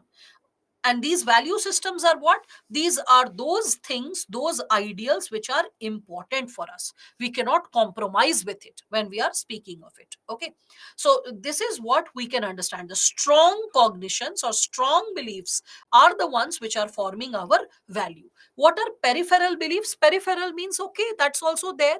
Like, for example, for many people, constitutional beliefs or constitutional values are peripheral values when we are speaking of it, right? When we are discussing about it. So gender identity is fixed. How can it not be strong? Gender is a choice, Farhan, if you go by the given possibility. That's how you can see that a lot of trans men, trans women are also surfacing up. Earlier, people who were beaten up, earlier, people who were abused or molested or like misbehaved with. I won't say that like majority of the population can associate with their gender identity as per their biology, as per their birth, but there can be a population which is, like, either genetically like created in a different manner, like XXY chromosome or XYY chromosome. Okay, and there can be a possibility whereby a person is having like, a differential sense of identification, like the LGBTQ community. Okay, so that's what we can talk about. So Yuvraj, that's a very biased statement that you are writing, and that's very unwelcoming for a future civil servant. Imagine, what if you don't know, but in the board exam, and sorry, in the board interview board, or in your essay, or in your ethics, the evaluator is the one about whom you have such biased opinion, and the subtlety of biases surfaces up in the case studies, in examples, in our language, us, they, and that is something which can backfire, beta. You are going to uphold the values of the constitution, social, economic, and political justice. And how can you uphold social justice when the sense of justice is somewhere flimsy inside you? So work upon it, bit by bit, work upon it. Okay, can we say women entry issue in Sabrimala is an example of weak peripheral beliefs? No, no, no. That's like you're mixing the two things, Anish, when we are talking about it. And strong religious cognition. Well, the entry to Sabrimala temple is legally permissible by the Supreme Court of India as per the jurisdiction. It is culturally and socially prohibited. And it is culturally and socially prohibited because religion is not associated with always logic per se, it is associated with beliefs. Beliefs means what we consider to be correct or true, and that is associated with the deity of the temple. And the deity of the temple who maintains complete abstinence, and the process of worshipping is different, associated with that specific deity, and so are the rituals when we speak of it.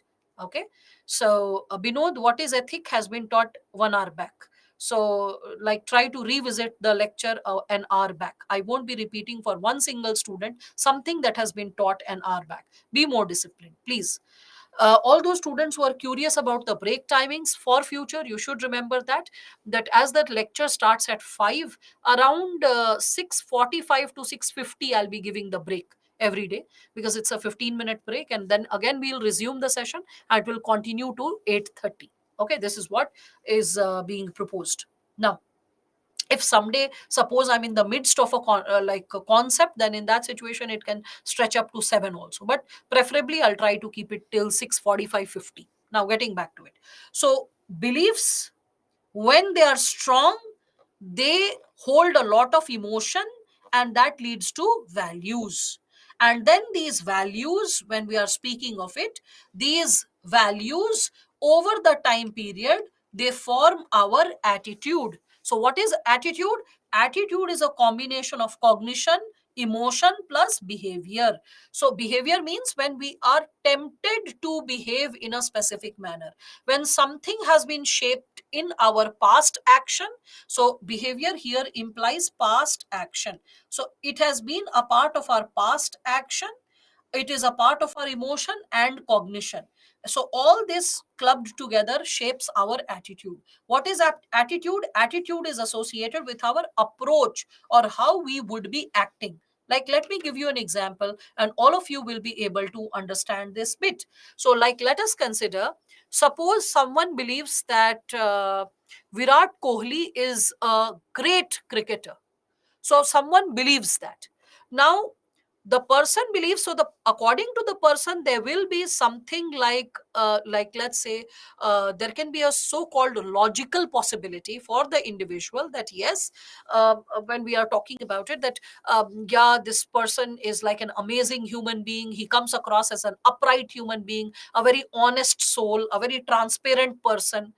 Now, these all are beliefs that Virat Kohli is like that. There is no formal proof of it. But people frame that opinion that, oh, he speaks like that. He uses this language. He has been like this. So, first, the belief comes into existence.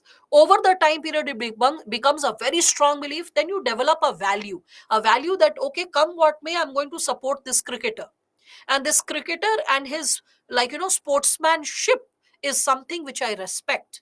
And especially, the way this person, coming up with his performance. So the person was not performing so well, again the person got back to form and started performing very well. So suppose you get inspired by that individual's form, okay, that yes, this is how despite all odds, a person can get back to form. So you're like, wow, this is something, the spirit of sportsmanship, the value of sportsmanship. So you get very inspired. So now your attitude towards Virat Kohli is very positive, and your tendency to watch a match of Virat Kohli will be very high, because your belief is in favor. The belief has ripened into a strong belief, which has ripened into a value of sportsmanship that you respect or appreciate about Virat Kohli, that this man's fitness, his diet, his regime, his commitment towards his health and well-being, that is something which you are connecting with. And then that is something which is shaping your attitude, that I will be watching his match. Suppose the next day there is an international series or some international match. So in that situation, your human behavior, how you would really act, majorly gets influenced by our attitude. But if we have a favorable attitude, we will be participating in it, we will be watching it, we will be seeing it, anything of that sort.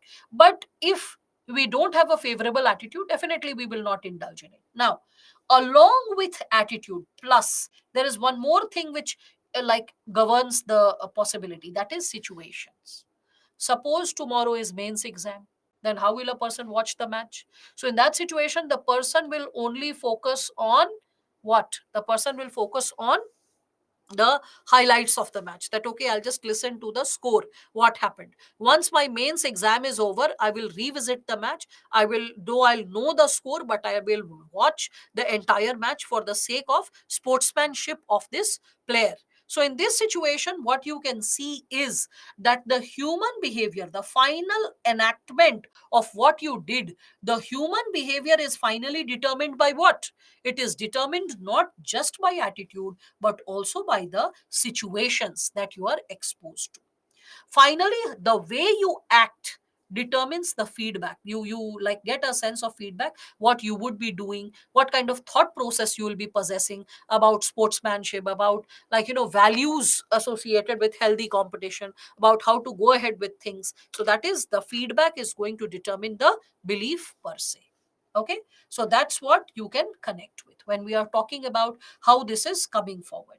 Now, what I have created for all of you is, okay, when we are speaking of this, I have created an explanation associated with these given dimensions. You can see this beliefs when I'm talking about it. So I've given you an explanation related to what beliefs are, so that a technical explanation related to the like keywords is explained.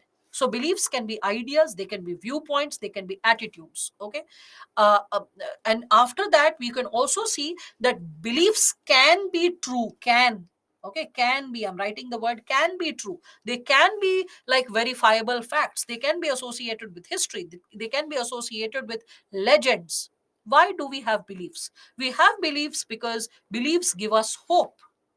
Okay, beliefs help us to thrive, to grow.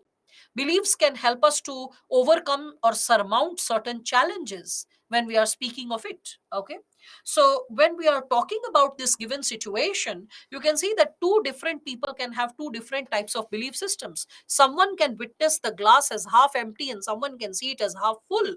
Okay, so when we are speaking of it, beliefs can evoke emotions, but not necessarily action. Not necessarily action. Because just because we have our beliefs, like I believe, or my belief system is pro being disciplined. Okay, someone is saying that I believe in honesty, I believe in being disciplined, I believe in punctuality. So it's not necessary that the person believes in punctuality. That means the person is logging in at 5 o'clock to attend the class. The person may log at 5:15, saying that, oh, I was in the washroom, oh, my parents called, oh, I got an urgent call, oh, this happened, oh, that happened, whatever, right? But when we are talking about this given possibility, a belief may not always articulate into actions. I hope that's making sense to all of you, right? Again, further, when we are talking about this idea of beliefs, we can also connect it with the idea of values, because I hope all of you are able to understand this specific diagram: beliefs, and then connecting it to values when we are discussing about it. So with respect to beliefs, when you have understood, let us see values. Again, I'll be discussing about what is ethics, what is morals, what is values in greater detail. Okay, you have those slides like further ahead, but prior to that, let us observe what is here. So values, what are values? They are important and lasting beliefs. Mind it, lasting beliefs means we don't change our values easily. Okay, we have values related to what is good or bad, or what is desirable or undesirable. Okay, so values are associated with what ought to be done, okay, and what needs to be avoided, ignored, refrained from. And values, we gather it from our external environment, that is family, neighborhood, school. It can be peer group, it can be the larger society we are living in. Again, values are associated with what should be done, what ought to be done. Okay, so we can see that like, when we are getting inspired by our external environment, for example, someone is reading Ramayana, or someone is reading Quran, or someone is reading Bible. So there are a set of values which a person is getting exposed to it. Okay, and value beliefs, what do I imply to say? The strong beliefs based on emotions are referred as values here. Okay, so that is something which is also determining our human action or our attitude. So like when we are reading such pieces of text, that is something which is like, what about the feedback in the flow chart? The feedback in the flow chart, Ravi, is going to shape our other belief systems, our other potential patterns of action in future. All right, Ravi, the voice is perfectly fine from our end. Monica, please look into your internet connection. Now, so when we are talking about it, we can also assign negative values to acts. Like, negative values to what kind of acts? We do not encourage those values, we discourage those values. Like suppose ill discipline, like suppose cheating, adultery, kidnapping, insulting. Multiple such examples can be there. So there can be desirable values, there can be undesirable values. That's how you can connect with. All right. So values are thus, what are they? They are guiding principles. Guiding principles on the basis of which we should lead our lives, live our lives, and has a massive influence in our personality, in our personal behavior and attitude. All right. I hope all of you are able to understand that. Right? Okay. This is clear. So far, everything is clear. I hope it's simple and it's clear. All right, great. So when you are understand, okay, can you draw this diagram in the exam? You can. Okay, to explain yourself, you can just draw this diagram to substantiate your concepts. Again, so when we are moving ahead from beliefs, values, attitudes influencing human behavior, because remember, when we were discussing about the chapter, you should be able to connect with it. You can see it's written: ethics and human interface, essence, determinants and consequence, dash human actions. So how human actions are shaped when we are speaking of it. So how human actions are shaped is something we are reflecting upon. All right. Now, so as we are further moving ahead with respect to this given dimension, let us reflect the difference between values versus ethics when we are talking about it. Okay. So when we are talking about ethics, remember, ethics are relatively universal, relatively more universal compared to values. Values can be from person to person, it can be from organization to organization, it can be from community to community. Okay, community to community. Whereas when we are speaking of ethics, ethics will be relatively more universal. Values, they motivate us to act, what ought to be done, what should be done. Remember the should. So what ought to be done, what should be done, it is something which is motivating us. Ethics is saying don't do this, do this. So it is more associated with imposing constraints. Okay, it is guiding us what is the correct action, what is the right action. Okay, rather values talking what is important for us to do, what should be done. So value is motivating us, ethics is providing a clarity about do's and don'ts. Don't do this, do this. Okay, what is right, what is wrong when we speak of it. All right, I hope all of you are able to see this. All you need to do is, memorize these basic technical jargons. There are no short points to it. When you memorize it, then only you are able to understand. Okay, second last point, I'm saying that values can differ from person to person, organization to organization, or community to community.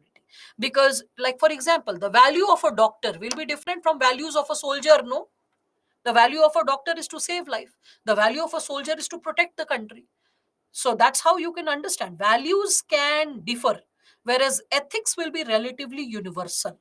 Okay, they are more generalized, they are more universal, they are broader in terms of reflection and principles. And when you write and memorize, then you are able to understand it very thoroughly. When we speak of it, I'll simplify it further, you will realize it. I'll simplify it further when I'm connecting it with the component of morals. See, I've given you the dimension of morals over here. Very simply put, first and foremost, I'll show you this: ethics versus morals. Because ethics versus values, you have seen. Let us see ethics versus morals. So what are ethics? I told you ethics are universal standards or guiding principles of what is right, what is wrong. Whereas what are morals? Morals are individual standards, our individual standards of what is right and what is wrong. all right, when we are speaking of it. So when we are like reflecting upon this given possibility of, like, let's say ethics and morals, okay, let us understand what morals are. So morals are our own individual sense of right and wrong. For example, you may have you may have heard this from the society, that at all times one should speak the truth, one should exercise honesty at all times, right? So that is something, what, that is ethics, honesty, integrity. But when it comes to private space, our morals can be little shaky. Like, for example, I should be an honest person, a person feels like that. I should never cheat, this is the like moral that a person is holding. But what if someone is giving the mains question paper 2 days before the exam? Will the person have the moral courage to say no, that even if I fail, it doesn't matter, but I don't want to have a glimpse of that paper? Are you getting it? So our morals can sometimes be compromised. We may compromise with our morals. Ethics are universal standards. Morals are what? They are our individual sense of right and wrong.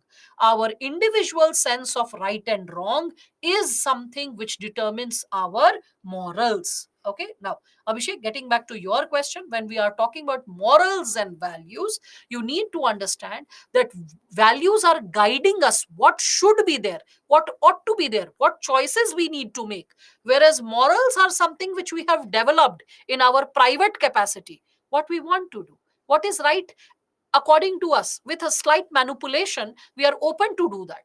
So values are still guiding us, motivating us to the right thing which ought to be done, whereas morals are our individual standards of what is right and what is wrong. Is it clear, Abhishek? Right? So, same is with Vijeta. Vijeta, you are also asking the same thing. Is it getting clear? Can we say ethics is much more deeper than value? Ethics is much more broader than value, Anjali. Okay? Ethics is more universal. Values are more associated with the like context of the community or the individual. Okay. And ethics are generalized standards of what is right and wrong, and it is very distinct, what is right, what is wrong. Whereas values are associated with the motivations that we need to have regarding what is right and what is wrong. Okay. Yes, moral depends on individual, never Shivangi right perspective, always right. Morals depend on individual interpretation, individual perspective. अरे हमारे हिसाब से सही क्या है, गलत क्या है? होता है ना कि सच बोलना चाहिए, लेकिन हम चुन रहे हैं कि मम्मी पापा के आगे हमेशा सच बोलेंगे, पर दोस्त को बचाना हो तो थोड़ा झूठ बोल लेंगे। तो ये क्या हो गया? ये हो गया मॉरल्स। अब समझ में आई बात? जो लोग हिंदी समझ रहे हैं। And those who are unable to understand Hindi, that's perfectly all right. What I implied to say that we choose our morals as per our choice of situation. So we are saying that, oh, we are upright people, we are honest people, this and that. But when it comes to like the possibility of Anjali, please draw the Venn diagram for yourself. Okay. I have drawn flowcharts. You can use these flowcharts as per your convenience. The flowchart related to values, morals, and ethics. Okay. Venn diagrams and other kind of experiments. Keep something for yourself. Why to get spoon fed for everything by your own self, right? Do something for yourself.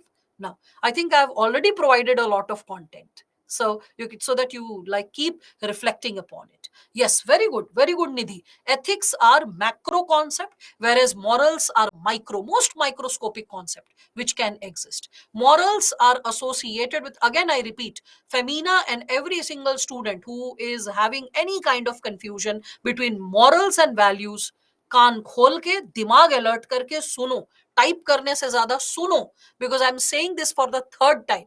If a student is unable to grab it in the third time, means there is attention deficiency. Okay. So just try to pull up your socks, try to fight it fit and understand it more attentively. Values are what should be, what should be done, what ought to be done. When you are motivated to do something, that is value. Okay. How you ought to behave, how you ought to be upright, how you ought to be correct. So values are associated with what? Values are associated with the motivations, aspirations. What are morals? Individual choices of what is right, what is wrong. So individual thought process of what is right, what is wrong, that is morals. Okay. Yes, in morals are reflected from individual ambit. That's what. Whereas values are not from individual ambit. The society is giving you. The larger component is giving you an idea about what ought to be done, what should be done. You are getting motivated to do the right thing. So values are certain standards which are above morals, if you see to it. All right. So that is value is narrow from ethics. Value can be subjective, associated with organization, so associated with other possibilities. Are laws derived from ethics? Yes, we'll be discussing it little later because there are slides dedicated to that component as well. Okay. Now, so what is micro? What is macro? Yuvraj, dictionary. Okay, what is micro, what is macro? Refer to dictionary. मैंने diagram हाथ से बना दिया, but you have to see dictionary because this is term which will come in economy also. This is a term which will also come in governance, in democracy. Micro, macro. So if you don't understand the meaning of micro, macro, that's okay. Because we all are exposed to different levels of education and academic background, schooling. So it's okay. The only thing that should guide you and shape you is your aspiration to learn and become better. If you have that hunger to become better, that's perfectly fine. Now, so getting back to this, I can't let it hanging like in the lurch. Okay. Ashu Sen. So let's like focus on this first and let's like get it clear. So what is morals? When we are talking about morals, morals are what? It is the principles on the basis of one's own judgment of what is right and what is wrong. So your own sense of understanding and judgment. It is influenced, your understanding of what is right, what is wrong, wrong is influenced by your society, your culture, your religion. Morals are not associated with professional work. You can see that. Ethics can be associated with professional work. Okay. Again, morals can vary as per the culture, as per the religion. Like, someone can consider it like morally correct to eat non-vegetarian, and someone can consider it morally incorrect to eat non-vegetarian food. So vegetarian, non-vegetarian, that is culturally subjective. So that's associated with, like, something that what you are considering in your individual capacity, what is right, what is wrong, and what you are developing in your individual capacity is guided by, we can say, the society, the larger society, the culture, the religion, all of it. Okay. Whereas when we are talking about the component associated with ethics, so in ethics you can find ethics are relatively more uniform. They are associated with professional work. They can be associated with organization, profession. They can be guided by the conduct of an individual or a group. So they are guided by what? Principles when we are speaking it of it. Whereas morals are guided by one's own private understanding, one's own individual inclination. All right. I hope all of you are understanding this bit. Yes, Tripti, our ethics can guide our morality. Our ethics can shape our morality. That's the coinciding point. All right. Aren't beliefs and morals the same then? No. For the simple reason that beliefs are associated with our sense of identification. It can be associated with, like, for example, someone believes in caste system. So that's not a moral behavior.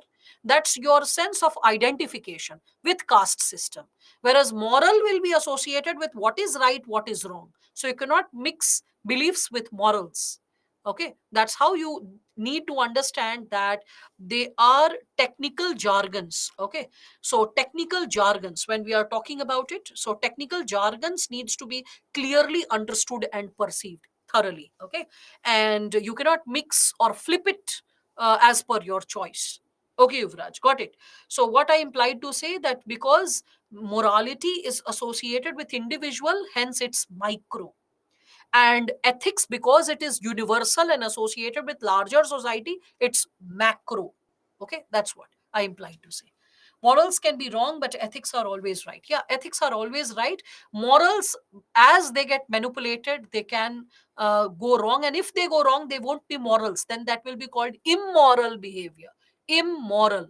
Okay, so that is something which I have consolidated here, if you all can see. The word moral, it comes from the Latin word mores or moralis, which means custom.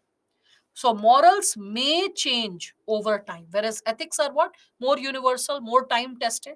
Sources of moral can be religion, new knowledge. New knowledge how?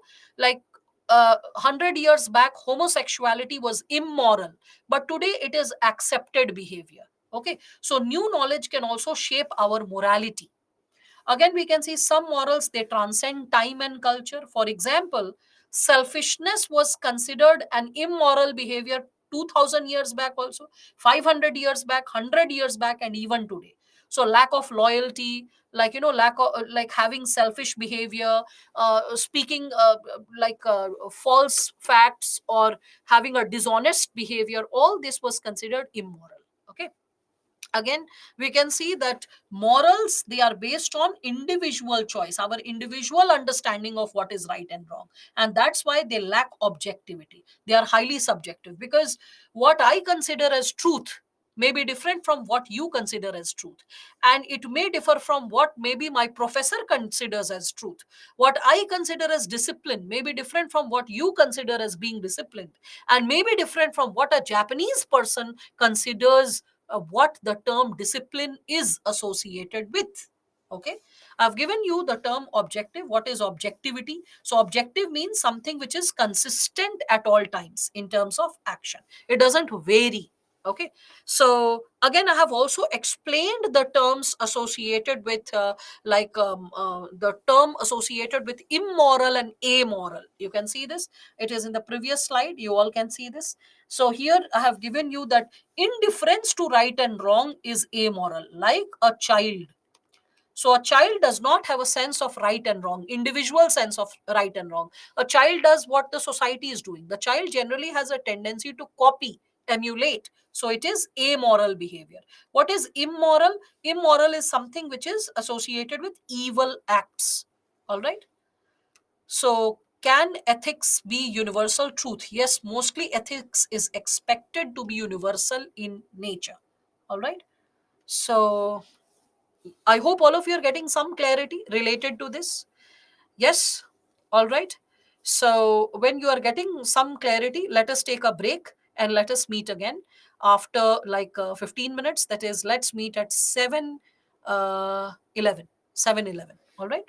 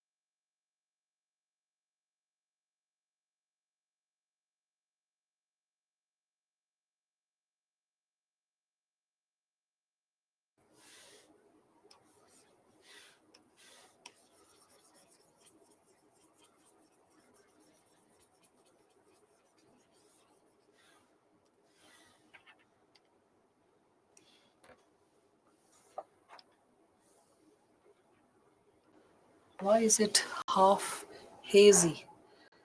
Mic test is fine, but why is it so hazy? Yeah, the image is not clear. I can see this.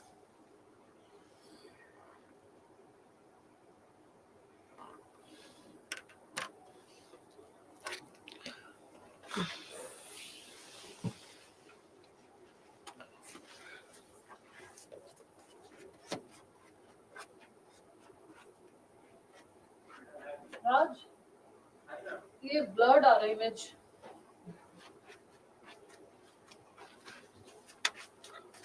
Just see, it's like blurred. Okay.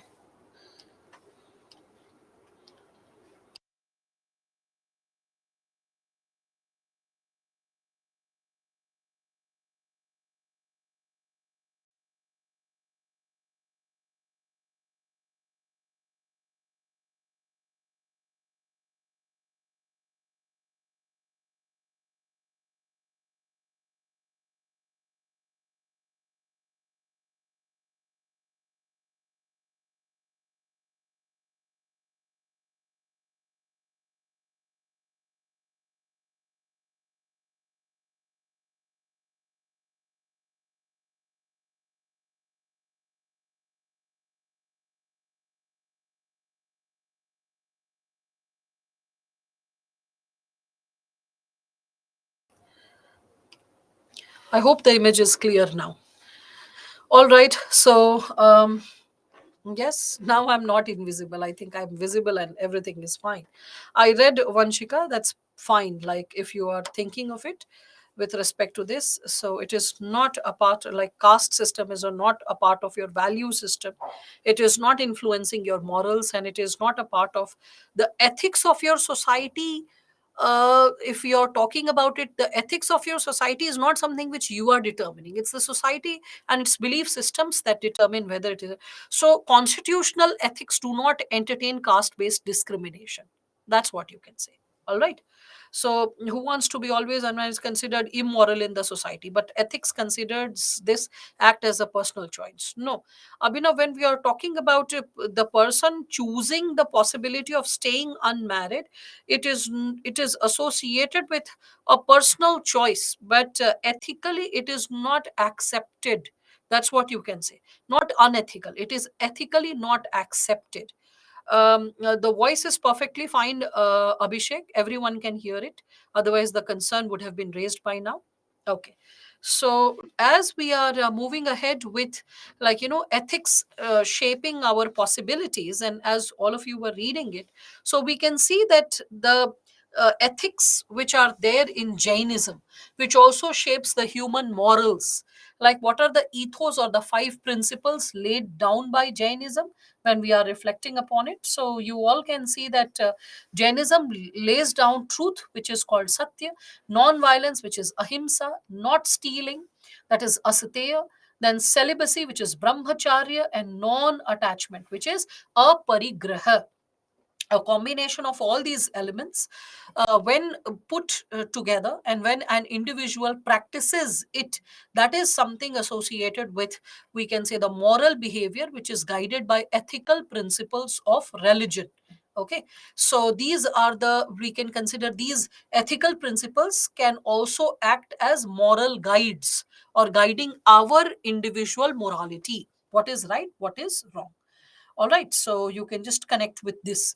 However, it is the individual choice how far you want to exercise it. So, for example, I can give you this, that a person is criminal. Can we say he or she is immoral? Yes, the person has also compromised with the morality, the person's personal sense of right and wrong.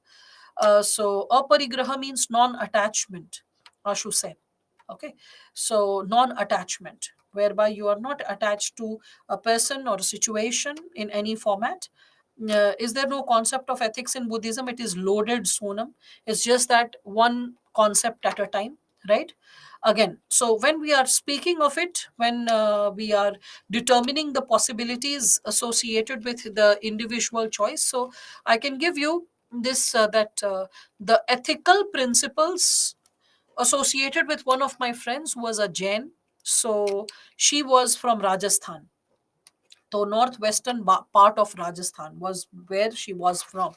So this girl, in her family, it was completely prohibited to eat any vegetable which contains seeds, like for example okra, bindi, okay, or lady's finger as you call it.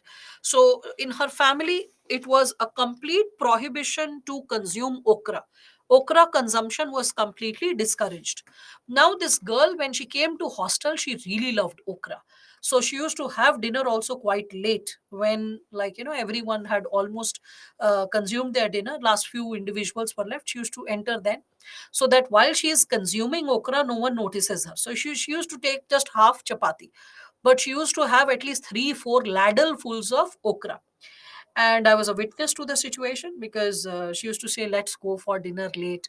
So I was like, okay, because that's how friends support each other.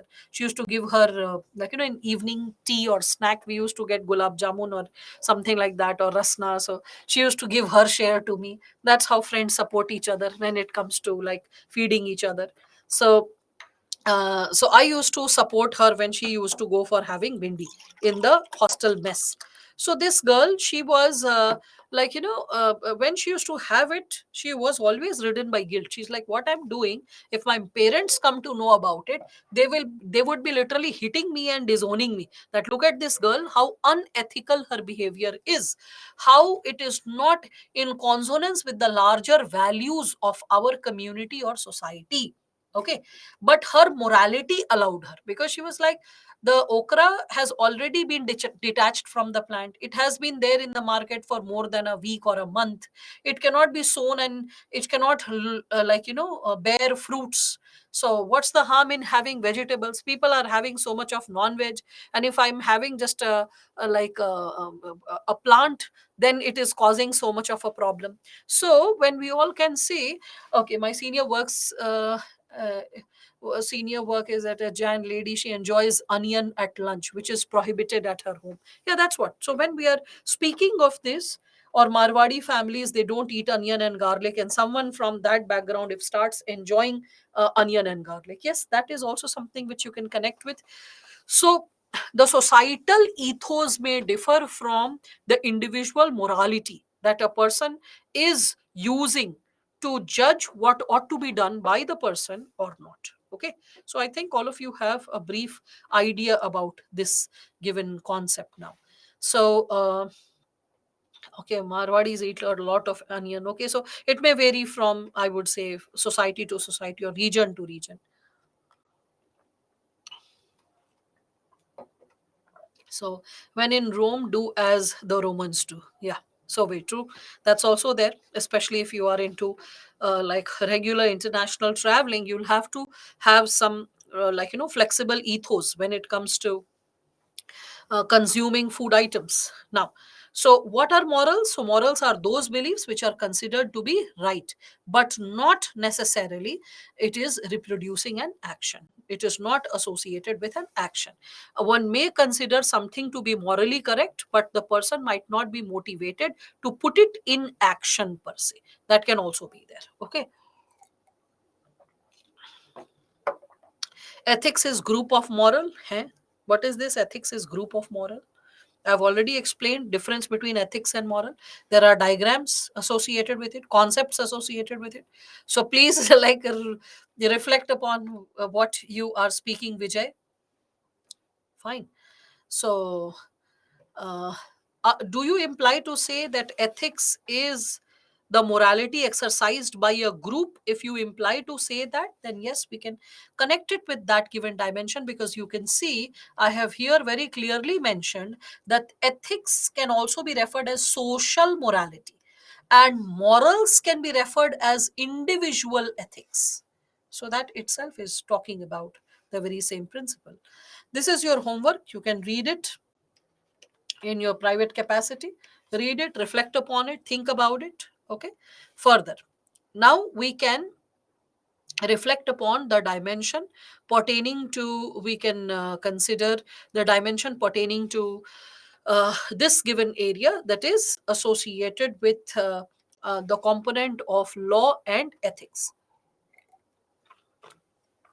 So ethics are coded and morals are not coded. Yes, morals are not coded because they are individual and they are interpreted by the individual, right?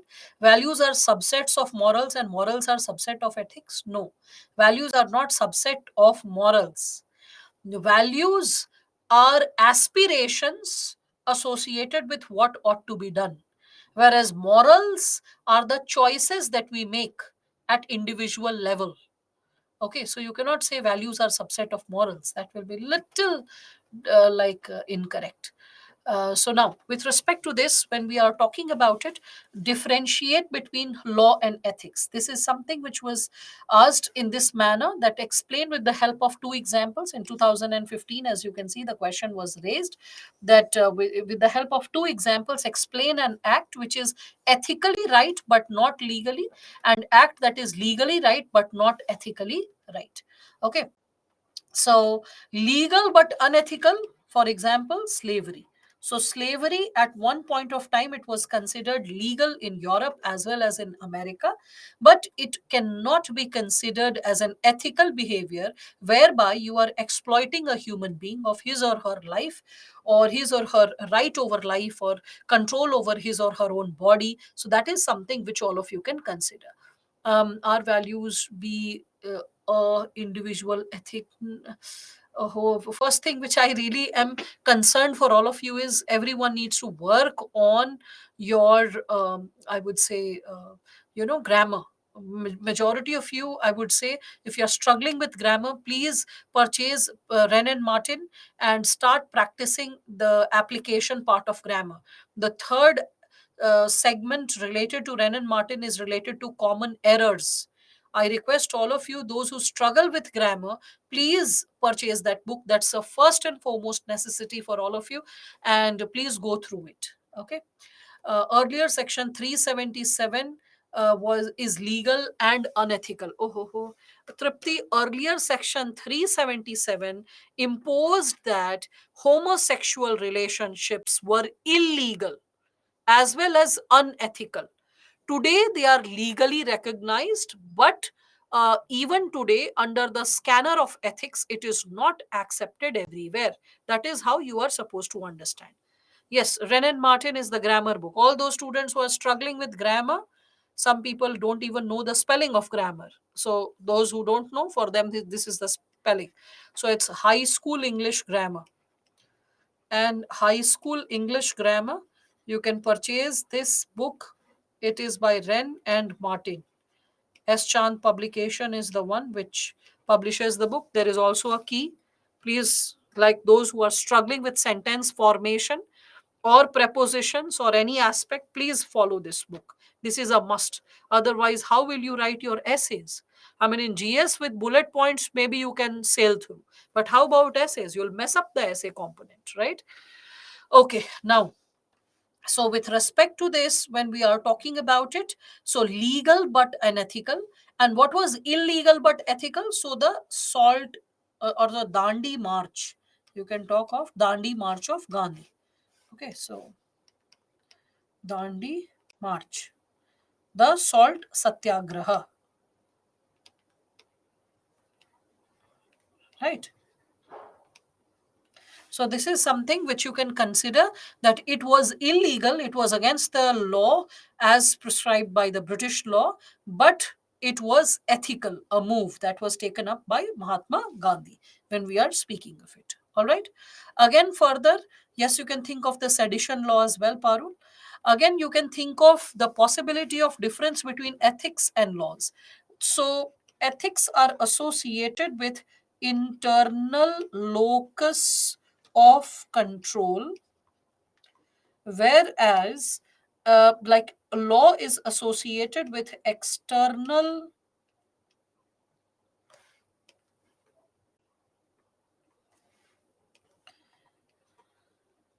locus of control. Okay, so internal locus of control and external locus of control. So when we speak of ethics, we all can understand that it is a part of our moral philosophy, which is guiding our human conduct. It is a sense of right versus wrong. So it is a sense of understanding. It is related to good behavior. It can be abstract. It can be associated with individual or professional guidelines. And if you are violating an ethics, it is not usually punishable. Whereas when we are speaking of laws, we can see they are punishable with fines or imprisonment, right? The laws intend to maintain peace and order in the society. Laws will be written, or they will be government administered, right? They will be codified. You can see that laws can be based on ethics. Ethics can guide the creation of laws, and they are associated with the rules that are governing the society. So they are more formal, more structured, more clear and distinct. Yeah. Yes, they can be justified by the court. They can be passed by the parliament, whatever. So laws are associated with external locus of control. External bodies, external agencies are associated with monitoring law. Whereas ethics is associated with internal locus of control associated with a given society when we speak of it. Again, when we connect it with religion, okay, the component of religion, when we bring it on, can we say that ethics is focus on individual self growth and interest? Ethics is focus of individual self. Well, ethics is associated with societal as well. It is associated with specific profession or organization as well. So that's what. Can you please give the present example of legal but unethical? Yeah, I mean, like we can see homosexual relationships, it's considered legal, but a lot of people consider it to be unethical, right? Something which is legal and ethical, a lot of things which we follow which are legal are definitely based on the ethical principles about the segments associated with right and wrong, right? So it is ethical to exercise tolerance, and it is in our law the concept of secularism. Simple. Dilemmas related to same sex marriage, yes, that's what. Okay, women's wheel, yes, you can consider that as well. Can this be an example of legal but unethical? Taking money for some work, that's legal. Taking money for some work, that's corruption, that's bribery. But doing it according to law is not considered as bribe according to Prevention of Corruption Act. So taking money for some work but doing it according to law, no, I mean, you are not supposed to take any economic favor. When under the law the fee has been paid to the government department, no extra material favor ought to be extended. So who has given you this insight that it is allowed? It's not allowed. A manual scavenging law can be legal. No, it is illegal, Rukmini. Manual scavenging is illegal in India. Okay, it's not permissible under law. And that's why we have banned it in different parts of India, where whenever such cases surface up, immediate rehabilitation has to be done in that given situation. So, and it is unethical, definitely. Adultery is illegal as well as unethical. Yes, that's what. Fake feminism is unethical. What is fake feminism, Farhan? Are you even aware about feminism? Feminism is human rights. It is supporting the human rights of men and women at all times as equal. That's what. Like, for example, when we speak of equal rights in the name of religion, equal rights in the name of caste, in the similar manner, equal rights in the name of gender is what feminism is all about. Distorted information of its definition is something which is you need to fix. All right. And that is something which leads to, I would say, a theoretically incorrect perception about feminism. And I think that theoretically incorrect possibility is fine for the larger world, which suffers from common sense and distorted information. But for a future civil servant, it is expected that he or she should be aware of what feminism is all about, right? Okay. So now you have a lot of examples. I'm not going to read each and every example. Now I'm carrying forward with the concept. So with respect to it, we all can see that religion, when we are reflecting upon it, so religion is a source of morality. Today the studio's location is quite weird. So flies and I don't know what not is coming inside. So religion is a source of morality for the followers when we are reflecting upon it. That's why we said that you can quote a lot of examples coming from religious leaders or coming from background of religion per se. So all religion provide principles of conduct, right? They give us the sense of what is right, what is wrong, what ought to be followed, right? And the constitution of moral law by the followers, that what the followers ought to be doing. So there is a very famous quotation by Fyodor Dostoevsky, who's a Russian writer. He says that if there is no God, everything is permitted. You can see this. If there is no God, everything is permitted. Yeah. So when we are reflecting upon this, I hope all of you can see this given dimension. So if I did anything according to law, anyone can give money. It is not considered as bribe. Uh-huh. Like, for example, can you just give me an example, Rupendra? Because if two students are reflecting upon it, that means you have read it somewhere or someone has quoted this example, because two students cannot speak the same language. So, can you give me an example associated with Rupendra? So that I get a comprehensive sense of understanding associated with it. So it did not like, oh God, today like there are a lot of flies in this room because of this is like irritating. Okay. So UCC, legal. No, unethical. Why unethical? Do you know that UCC is about broader human rights and women's rights? UCC is less about religion, more about human rights and women rights.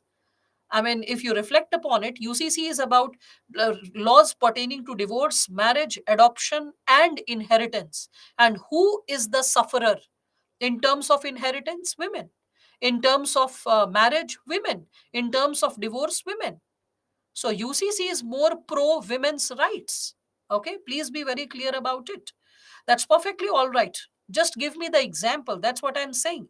You cannot lap up a theory without understanding the theory. Okay. So when this is given as a quotation in governance, I will be substantiating this segment under the component of corruption. Let me give this very clearly that in the code of conduct, it is clearly mentioned that taking anything above 5,000 rupees worthy of gift falls under bribe.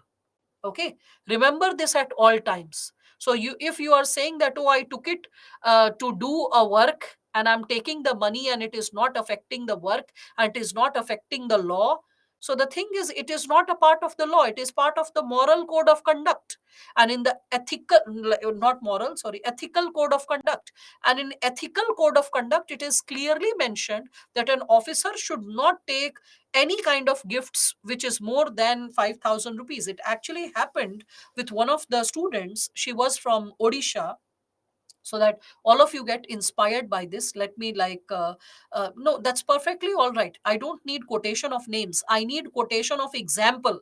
That when you're lapping up a fact, for example, I countered this fact. I said that more than 5,000 rupees worthy of gift, if you are taking it, it is unethical. It is unethical going by civil services code of conduct. I can prove it by fact. What you're saying is a theory. Can you prove it by fact? That's what I'm asking, right?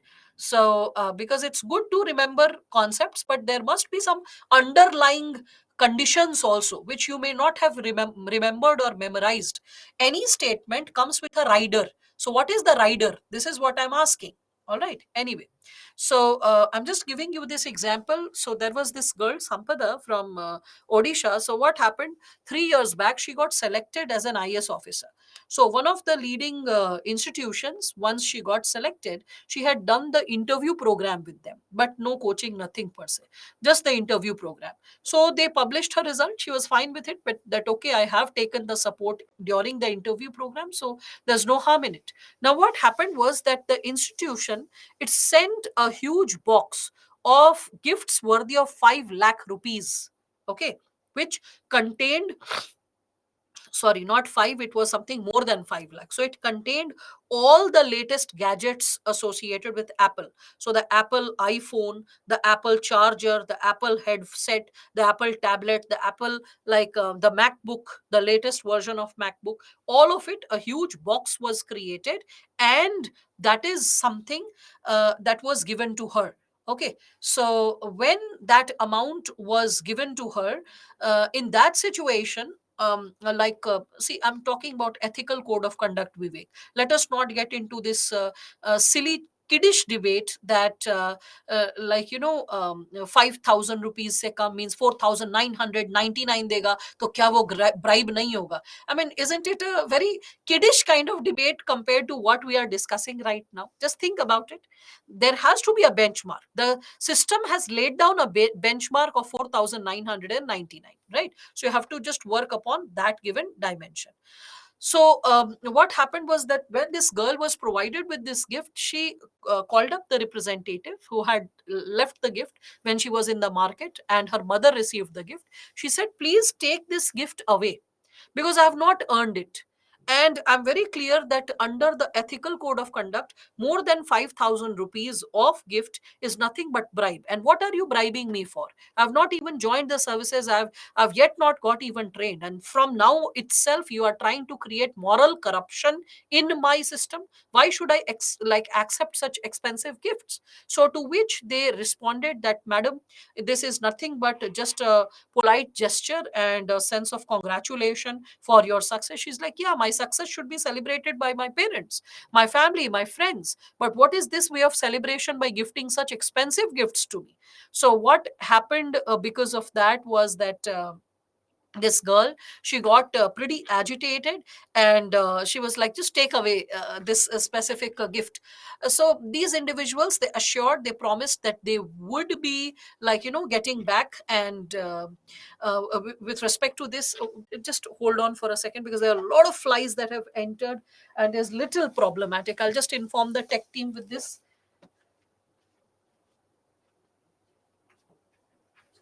Raj, Raj, Raj, please.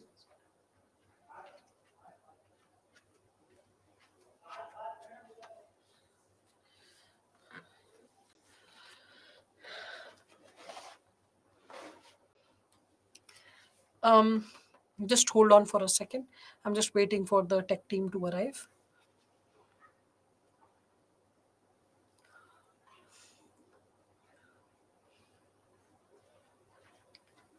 Mute.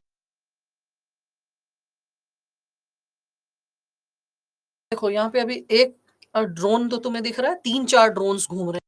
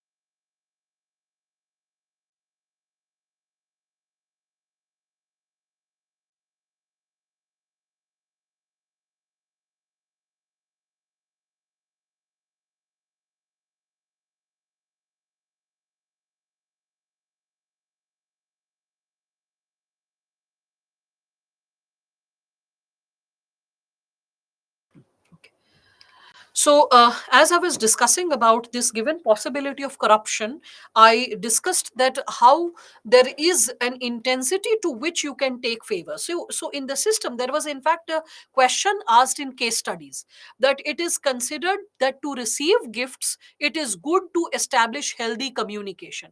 So, to receive gifts is essential to establish healthy communication, but at the same time, it can encourage immoral behavior, corrupt behavior as well.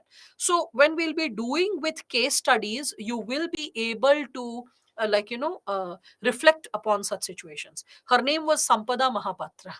Okay, Ashuddin. You can see there are so many officers with their moral code of conduct. They inspire you so very through and through, because majority of the times via OTT platforms and these TV series, etc., we come across such horrible examples, and always seeing that bureaucrats will be not so competent, or they will be corrupt, or they will be always compromising. Every once in a while in newspapers also we come across such information, like poor examples, I would say, of bureaucrats not behaving in an up to mark manner. So what I imply is, Priyanka, the question what you are asking, is it relevant to the chapter of ethics which I am teaching? Can you call the management and seek clarification about it? Because in the lecture of ethics, the question which you are raising is, I think, highly unethical and not in consonance with the subject and the chapter. So, as a future civil servant, learn to prioritize when to ask why and how. All right. Now, going ahead with this. So, I hope all of you are getting an idea related to this given possibility of what is corruption and what is not considered as corruption. And you will be getting exposed to case studies as well. So in that you will get an idea associated with this. Yes, yes, there are a lot of corrupt examples, not just one for that matter, Randir. So how this quote is valid: if I am an aesthetic, then everything I do is fair for me. When aesthetic is associated with personal morality, my own sense of right and wrong is something which is determining my individual aesthetics. Okay, Anurag, I hope that's getting clear. According to French police law, is police law, killing someone by the police to maintain law and order, but ethically it is wrong. Yes, definitely, that's there. French, anyway, are quite a queer civilization. Their culture is also quite interesting and quite myriad for that matter. Anyway, so I hope all of you are I gave you a basic glimpse about it. Alicia, for that matter, AFSPA also. AFSPA or any coercive law is fine for a short time period when you have to bring about the concerns of law and order in consideration, and when you have to protect the sovereignty of the country. But any coercive law exercised over the citizens for a prolonged time period will create the challenges pertaining to national integration in the long run. Okay, and that's not just I who is speaking. An ex defense secretary with whom I got an opportunity to sit for the this mock interview, Datta sir. He was also heading the Northeast zone in his times. So now he's in his 70s. So he also spoke of this same thing. So please understand that any person who is well read and educated has this kind of opinion related to AFSPA when we speak of it. Now, anyway, let's get back to it. So, all of you are getting an idea about the issue of corruption also, where all of you tend to you got stuck, right? So, all of you are getting an idea related to this. Now, with respect to this ethics and religion, when we are comparing the two, you need to understand that ethics, the central aspect of ethics is what? The rules of living. And religion, when we are talking about it, the central aspect of religion is following God's command or following the religious rules. Okay. Similarly, ethics, it is grounded in reason, in human experience, whereas religion, it is based on, or it is grounded in revelation or divine authority. Okay, so like how to attain nirvana or some kind of mukti or some kind of we can say truth. Okay, realization of truth. So all that, again, further, when we are speaking of it, we can also reflect upon determinants of ethics. See, something which I can substantiate further is, how many, sir? Kanakpriya, you are asking how many, sir? Who is this question directed to? And what is the purpose of this question? I cannot sense that. Now, so what is meant by revelation? Revelation is realizing the truth, satya ka abhas. So it can be associated with attainment of nirvana or mukti. Okay, that's what revelation is also connected to. So, following God's command means nothing but beliefs. Yes, it is associated with religious beliefs, which are laid down in a specific religion. All right. So, there is something which I would be encouraging all of you for the ethics paper, or in fact, nowadays it is associated with all the GS papers or essay for that matter. In your process of preparation, if you see the questions of essay or ethics or even for that matter polity, I mean, you will not find the questions coming from M Lakshmikant. M Lakshmikant is fine for prelims, but it is not a book which you can fight with that book with respect to your mains. All of you are aware of it. So what I propose is the 3-step process. Okay, in fact, just a second. So what I propose is, please follow the 3 steps process, which is also guided in philosophy, and that is referred as darshan, dhyan, and dhyan leads to karma. When I say darshan, darshan is associated with observation. This observation can be related to the facts that you come close to, the facts, the incidents, all that you read in newspaper, books, magazines, etc. So that's darshan, observation. When you're reading, when you're consolidating, 90% of the students, they stop here, darshan. They open the book, they read, over, finish. But the truth is, after observation comes the second step, that is dhyan. Dhyan over here is associated with introspection. What I'm reading, how relevant is it? How valid is it? So, introspection is what dhyan implies. Introspecting, contemplating, how is it associated with the given scenario? Okay, so how is it going to lead to the given possibility? 3-step process for your preparation, wholesome UPSC preparation, not just ethics but everything. And anyone who's not understanding, please open the 2021 and 2022 essay and ask yourself, which essay topic would you be able to write? You'll get an idea what I'm saying. Any student who has not revisited the 2022 mains question paper of GS, any subject which you have completed, governance, go ahead, social justice, go ahead, history, go ahead, polity, go ahead, open the question paper and see that with all the notes and material that has been taught, are you still capable to respond to the answers? And if you feel that, oh my God, despite the fact that I have notes, material, content, but the tendency to reflect, think, and join the dots, okay, join the dots is something possible only with introspection. So introspection is very necessary. Then only you can solve case studies. Then only you can solve the mains oriented important questions. How many subjects or topics are included in ethics? Kanak Priya, syllabus. I have discussed the syllabus towards the beginning of the session. Please join the session in time to avoid such mishaps. All right. Now, so darshan, after that we have dhyan, and after dhyan we have karma. What is karma? So karma is associated with application of that knowledge. And when you are applying that knowledge, then you are able to prove that you are a person of wisdom. So, wisdom is attained by the consolidation of all these elements per se when we are speaking of it. Okay, the darshan, the dhyan, and the karma. All the 3 leads to wisdom. In your answers pertaining to GS, how will you gain it? So, first, you are supposed to consolidate all the facts coming from all the GS papers. Okay, plus, so all the facts along with, like, the all the, like, let's say the current affairs, news, whatever you're reading, consolidate all the facts, all the information that you are gaining, plus incorporate daily observation. what is getting published, why things are debated, what is the present development, where the society is heading to. Okay. And plus, take examples of media, examples from media.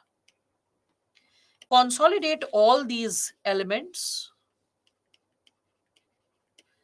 and that is going to improve your knowledge. When I say knowledge, have sufficient knowledge about the ethical realm, the psychological realm, the social realm, the economic realm, the political realm, what's happening and why is it happening? Why, what, how? Try to understand the beliefs, the attitudes, the thought process of the people, where people are heading, what all is happening. When you have wisdom in any given discipline, it's then that you get good marks, because wisdom creates greater reflection in your answer. Okay, so what the examiner is looking for is your sense of reflection pertaining to a topic. So for getting good marks in ethics, please remember this given dimension. Darshan means observation. When you're reading books, facts, this is the only thing which you majority of you do, Simran Preet, isn't it? Like after reading the book, how many times do you close the book and you keep thinking about the concept for half an hour or 1 hour? Like, are you understanding that what I imply to say? So darshan is what majority of us are doing. After darshan, if someone starts doing dhyan, contemplation, the child will definitely come under 100 or 200. But if actually you start getting into application, karma, the wisdom, you will be topper in all subjects. Moreover, you will be a great human being, a great administrator. Okay, so that is what is needed, wisdom. So darshan, dhyan, and then putting it to karma. That is what is reflected and that is what is necessary. So not just in like incorporating facts. Let me give an example. Like Mahatma Gandhi, he observed that he was kicked out of the Durban, like in Durban when he was traveling and he boarded the first class train. He was kicked out of the train. So he observed the facts of the case. As a lawyer, he saw that I have the ticket, I have been denied entry into the train, and I can be provided a given situation whereby a person may be like, or there is a possibility whereby an individual can get into the dimension or into the possibility that I can contest for the case and win it. But after darshan, means after observing the facts of the case, he introspected. Is it only my crisis? Is it my private crisis? Or are hundreds and millions of people suffering in the hands of this law of apartheid, racial discrimination? People belonging to African origin as well as Indian origin. Anyone having a person of color or a person having darker skin is suffering because of that. So when he realized that this crisis is not just my crisis, it's a consolidated crisis of many, many, many people. It is then that with that level of introspection, he came up with a solution. He started reflecting from ancient Indian principles and he remembered the principle of non-violence, if you remember, that is from Jainism, from Buddhism. Again, he articulated it in the form of satyagraha, and that wisdom, when he exercised on society, that made Mohandas a Mahatma, right? So, for exercising wisdom, it is not merely knowing facts when we are speaking of it. I hope all of you are able to understand that, right? So, this is the level with which I would like all of you to understand. Raja Ram Mohan Roy, he observed his sister in law being forced to commit sati, and he respected her like his own mother, and he did not want her to die, and he tried to stop the situation. And when he was so upset that there was no one or nothing that could alter the situation or stop the situation, then he moved ahead with a different possibility, and he reached out to the British. So after introspection, that it's not my sister-in-law who's suffering, many women are victims to the practice of sati, so there should be a law to prohibit this unjust practice.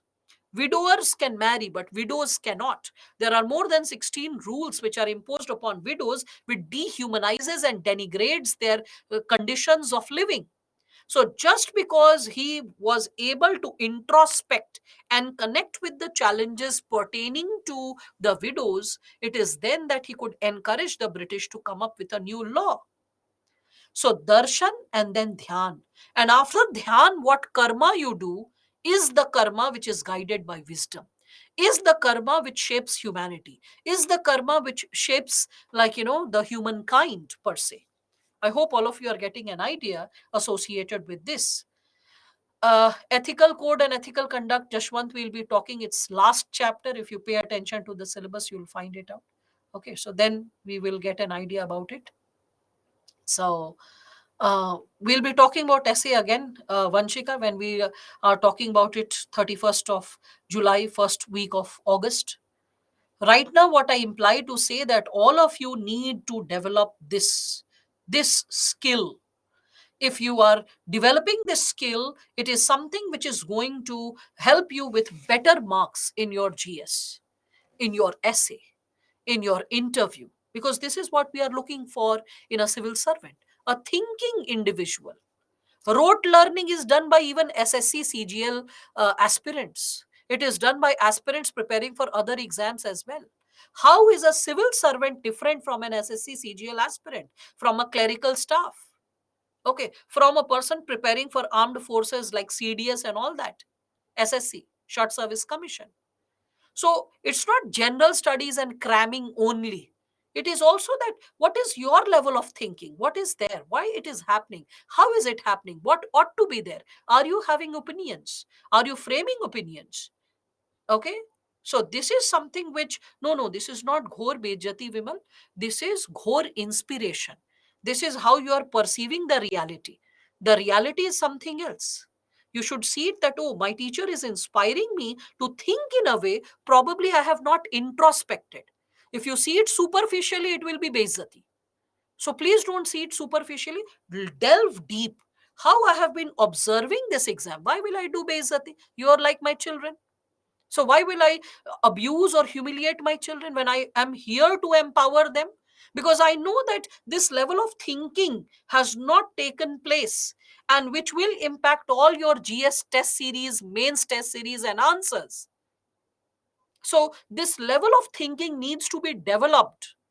And this is something which is necessary because the first impetus comes from the ethics paper. You cannot respond to ethics paper in the absence of this thought process. Like, you are aware about the sources of ethics, religious books. If someone asks you which philosophy or piece of literature, including religious texts, has inspired you the most, you'll be like, huh, lost. Right? Which great personality has inspired you the most? You might be aware of names like B.R. Ambedkar, Mahatma Gandhi, APJ Abdul Kalam, this and that. But why has the person inspired you? Which principles or thought process or ideals of the person has inspired you? You're suddenly lost. Though you are aware of these people, their name, their contribution, but never thought it because you never introspected. Who are the peoples who should inspire me? It is considered five closest people in your life shape your personality and character. Have you asked who are those five people who are closest to you? And what are the good and bad things in their personality which might have influenced you subtly, directly, or indirectly? What are the things which you need to save yourself from? What are the good things which you need to get inspired by? Are you understanding? This is introspection. This is introspection. So, when we are talking about introspection, it's not just by observing facts, cramming names, cramming facts, cramming things from the PPT, from the ARM, from the book. Along with reading, thinking about it is essential. After thinking and processing, what you will write, even though it will be little abstract initially, it may not be so clear, but the process will start. The process of reflection will start. Bit by bit, month after month, you will realize that your thought process, your expression, your language is becoming more distinct and clear. This is what is needed in your preparation. We want thinking individuals in the system, not rote learners merely, because masses are rote learners. How to segregate the real leader from the masses? One of the methods is thinking individual, reflective individual, compassionate and connected people who can take a step back, reflect deep, and they can see the larger context of the situation. Okay. So, as you are understanding this, there is another segment which has been asked associated with this.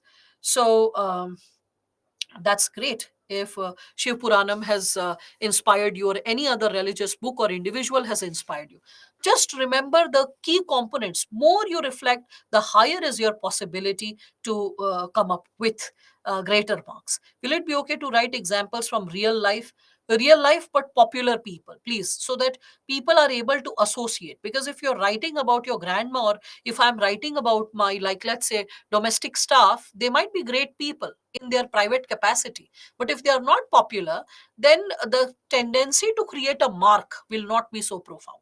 All right, I hope you are understanding that. Now, with respect to this, when we are stepping into this given dimension of determinants of ethics, that's why I'm assuring this to all of you, that as you will be completing this area, the purpose of the lecture is not to fix only the basics. Basics can be fixed with the book also. The book contains all the basic details and the basic components. The purpose of this lecture is to motivate you to have a contour about the chapter, and to encourage you how to think, how to observe, how to interpret.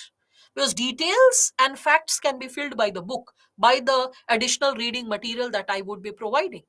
Okay, but what is necessary is how to develop your vision, how to develop your perspective, how to build your insight, how to develop your approach, that even when coaching is over, you are able to work towards your preparation accordingly, towards success, towards a better personality, towards a more thinking possibility. All right. So, here, when we are talking about this component of determinants of ethics, all of you can see this component related to determinants of ethics is also connected to one of the types. If I speak of types, it is associated with ethical relativism as well. It's good to write some abstract theme or personality or legend as one's idea. You can start writing, you can start reflecting to begin with. Bit by bit, things will start taking shape. That's how you will be understanding. Which chapter you teach of Jisu? First chapter, Binod. Okay. Binod, good, you are justifying your name. So, this is the first chapter, Ethics and Human Interface. We started it 2.5 hours back, almost like 2 hours back. All right. Now, so, you know the meaning of Binod, right, Binod? So, not the meme meaning. So, that is something, Binod, you must be knowing the meaning of the word. Yeah. So, if you know the meaning of the word, have a joyous journey towards learning, not a jestful journey. And then you will be able to understand that. Anyway, so no, no, not dekh rahe ho Binod. That's why he said, not the meme. He knows the meaning of his name. So so that's what I'm saying, that be joyous, not jestful. Sometimes Vinod also means Vinod karna matlab mazak karna. So let's not be jestful. Don't be jestful with your journey of preparation. Be joyous with your journey of preparation. Anyway, so when we are speaking of it, determinants of ethics, first and foremost, we can connect it with the very possibility of ethical relativism. Ethical relativism says, when we are speaking of it, so you can understand that it is talking about the possibility that ethics is quite complicated. And because it is complicated, determining what is right or what is wrong is neither absolutely possible nor universally possible. And those thinkers who believe in ethical relativism, they believe that ethics are relative to person, place, and time. Okay. So when we are speaking of ethics being relative to person, we can connect it first and foremost with, like, let us say, the economic status of the people. Economic status. Now, my question related to this is, does the economic status of the people make them ethical, more ethical, or less ethical? In simpler language, does your economic status of you being rich or poor determine your ethical standards? Can it impact your ethical standards? Can it impact your ethical standards? Yes, so there'll be mixed expression. That's why what I expected, and majority of you are having that mixed expression. Yes, no, maybe, may not be. Okay, all right. See, with respect to this, like let us say there is a government truck that is going on, and somehow the truck collides at the, like, it is crossing a bridge, and it collides on the overbridge, and the truck overturns, and a lot of sacks of grains fall down. Let us say a grain merchant is passing by, and he sees that there are a lot of sacks of grains which have overturned from the which have fallen from the overturned truck, government truck. So he calls his personal vehicle, and he asks his staff to load all the sacks of grains in his vehicle. Okay, so he is just, like, getting the sacks loaded. And, like, let us say there are two beggars who have not eaten for 2 days, and they just come with little polythene, and they start, like, taking the grains. Now both are stealing the grains, but can the punishment be same? Yes, can the punishment be the same? No, the punishment cannot be the same. All of you can understand that, right? So why the punishment cannot be the same? For the simple reason, what are you dealing with? Is it like, are you taking the grain out of need, or are you taking the grain out of greed? In both conditions, you are performing an unethical act. The grain did not belong to you, but in the process of taking, was it motivated by greed or was it motivated by need? That determines the punishment when we are talking about it. So when we are talking about rich people have no reason to become unethical except greed. That's why rich people are punished harshly if they indulge in any kind of greedy behavior. But let us not get into Mehul Choksi's and all these people who have run away from this country and all the chaos that has been caused because of them. Here we are talking about it from the perspective of ethics chapter. So we will first and foremost stick to what is happening and what ought to happen. So in this given scenario, when we are discussing about the segment, no, law is not same for all, Gagan. Do not be under this impression that law is same for all. Law is not same for all. A person is intentionally murdering someone. A woman is getting raped, and due to self defense or self protection, she hit the person and the person died on the spot. In both the cases, the jurisdiction or the judgment that will be carried forward will be different. Please understand that. Okay, Gagan? So law is not same for all in all conditions. Okay, please be very clear about it. So when we are talking about economic status, please understand that rich have less reasons have less reasons to be unethical, so yes, our economic status can also determine our ethics, can also influence our ethics. Think about it. Why are the developed countries, why do the developed countries perform better on the scale of integrity and transparency? Why on the indicators of Transparency International with respect to corruption, third world countries perform worse? And the first world countries, especially Scandinavian countries and Japan, they perform very well.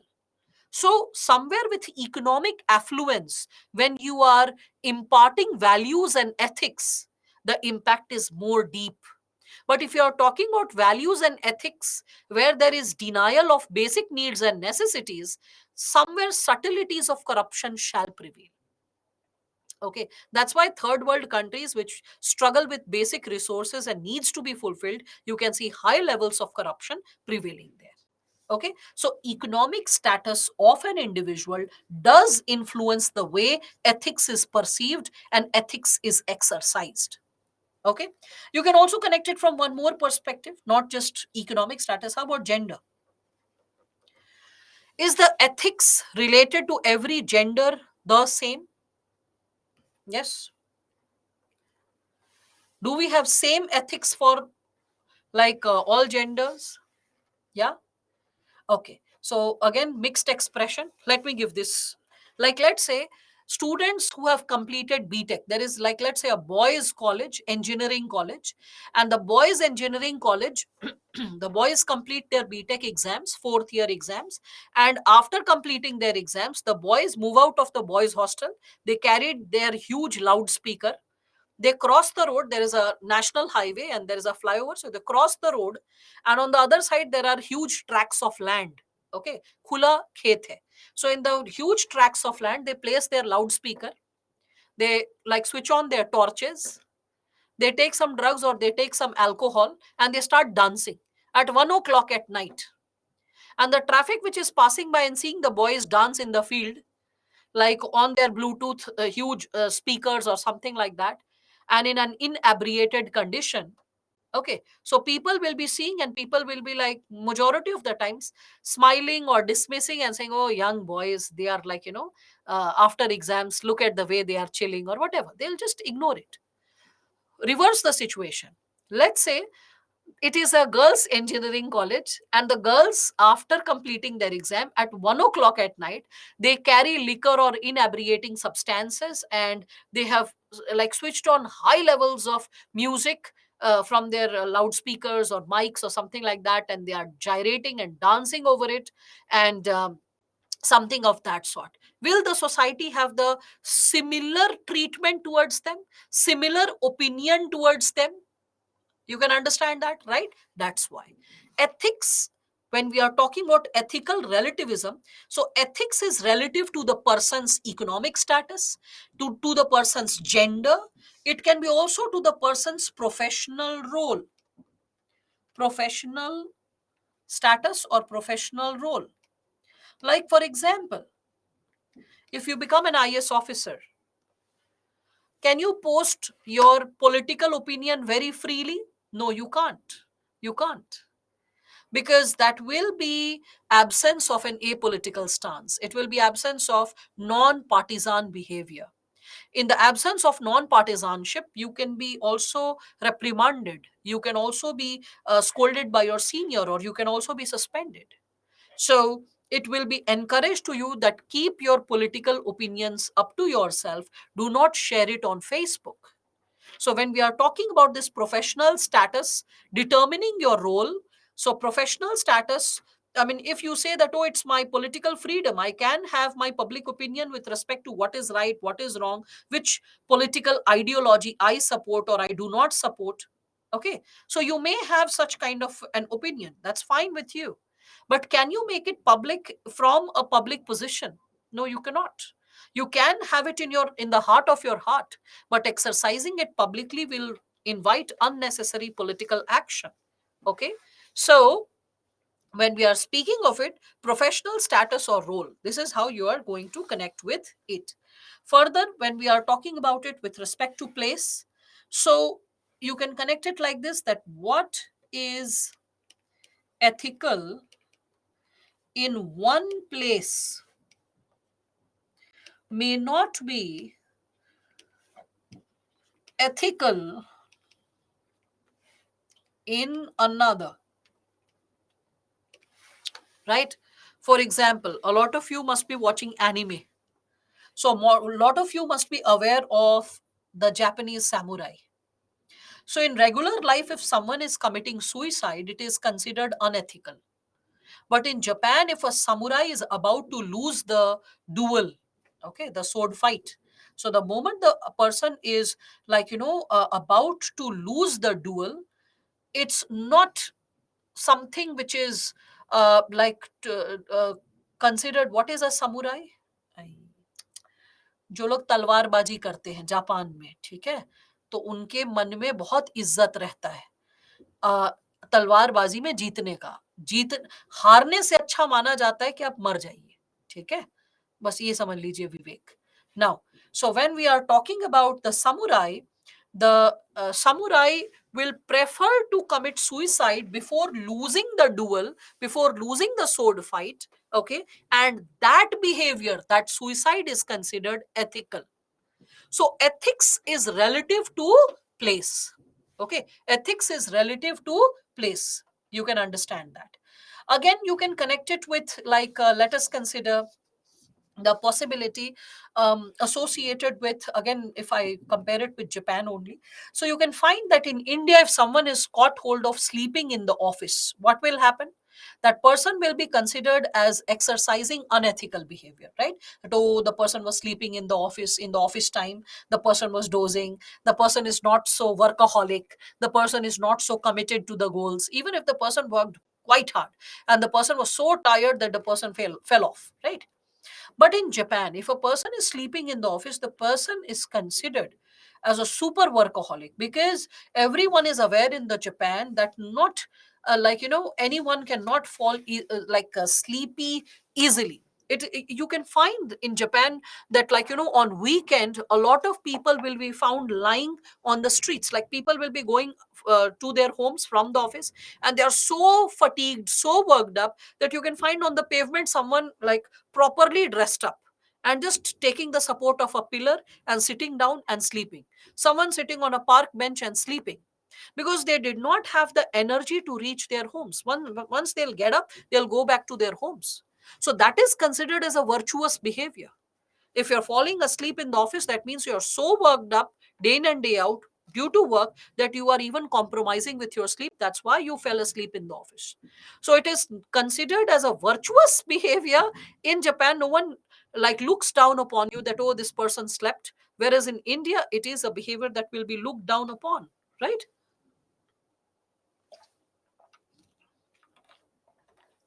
Similarly, we can see we have double standards, like people going to Singapore and observing all kinds of sanitized behavior.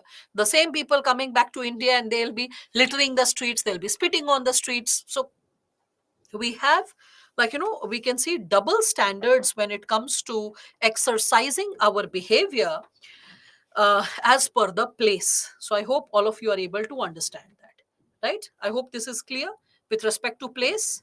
Now, so these days they are paying to learn how to smile. Yeah, they are also paying to, get there are services pertaining to paid sister, because men, if not married till 27, 28, they shy away from coming out of their homes, and because of which they suffer from depression, deep sense of depression. So there is an online service that is started, which is associated with providing a sister. So you can book a sister, she will come, she will sit with you, she will counsel you, she will share emotions with you. If you want to go out to watch a movie with her, that's also there. Also, there are hug partners. You can book a partner with whom you can go for a movie and you can probably hug. So there are different categories, and mind it, this is not associated with prostitution. These are paid services. You don't have time and energy to invest in a real relationship, which will be costing and taxing, and which you have to chase continuously. So to do away with real relationships, they go for paid relationships. That also happens. Anyway, ILOC and ELOC have already explained, Komal. When you get annotated PPT, please read it. ILOC, I have already written internal locus of control. ELOC was external locus of control. So once the lecture is over, the annotated PPT shall reach out to you. Please read it and you'll get an idea. All right. So that's there. I hope everyone can understand. ठीक है. बहुत प्यार से तुम रुपेंद्र याद कर रहे हो. It is good, Vinod. And he was Vinod, not Vinod. And another thing is, he's a sincere student. I appreciated his like a question, that at least he had the courage to ask it. So ethical relativism is what? So ethical relativism is associated. No problem, Pranay. Always remember, Pranay or any student who listens to me passing a comment in Hindi, always remember it will be jestful. Nothing academic will be lost. Always remember that if I am having fun or just pulling leg or sharing some light moment, it is then I'll be sharing in Hindi. So any student listening to any comment in Hindi and not able to connect with the given insight, please be very open to this very possibility that you are not going to miss out on anything core. All right. So here, when we are speaking of it, you can also consider person, place, and time. So ethical relativism, what is it? So ethical relativism implies that ethics are relative to person, ethics can be relative to place, and ethics can also be relative to time. Like, for example, what can we say? So it can be associated with practices like sati. slavery, imperialism, right? Untouchability.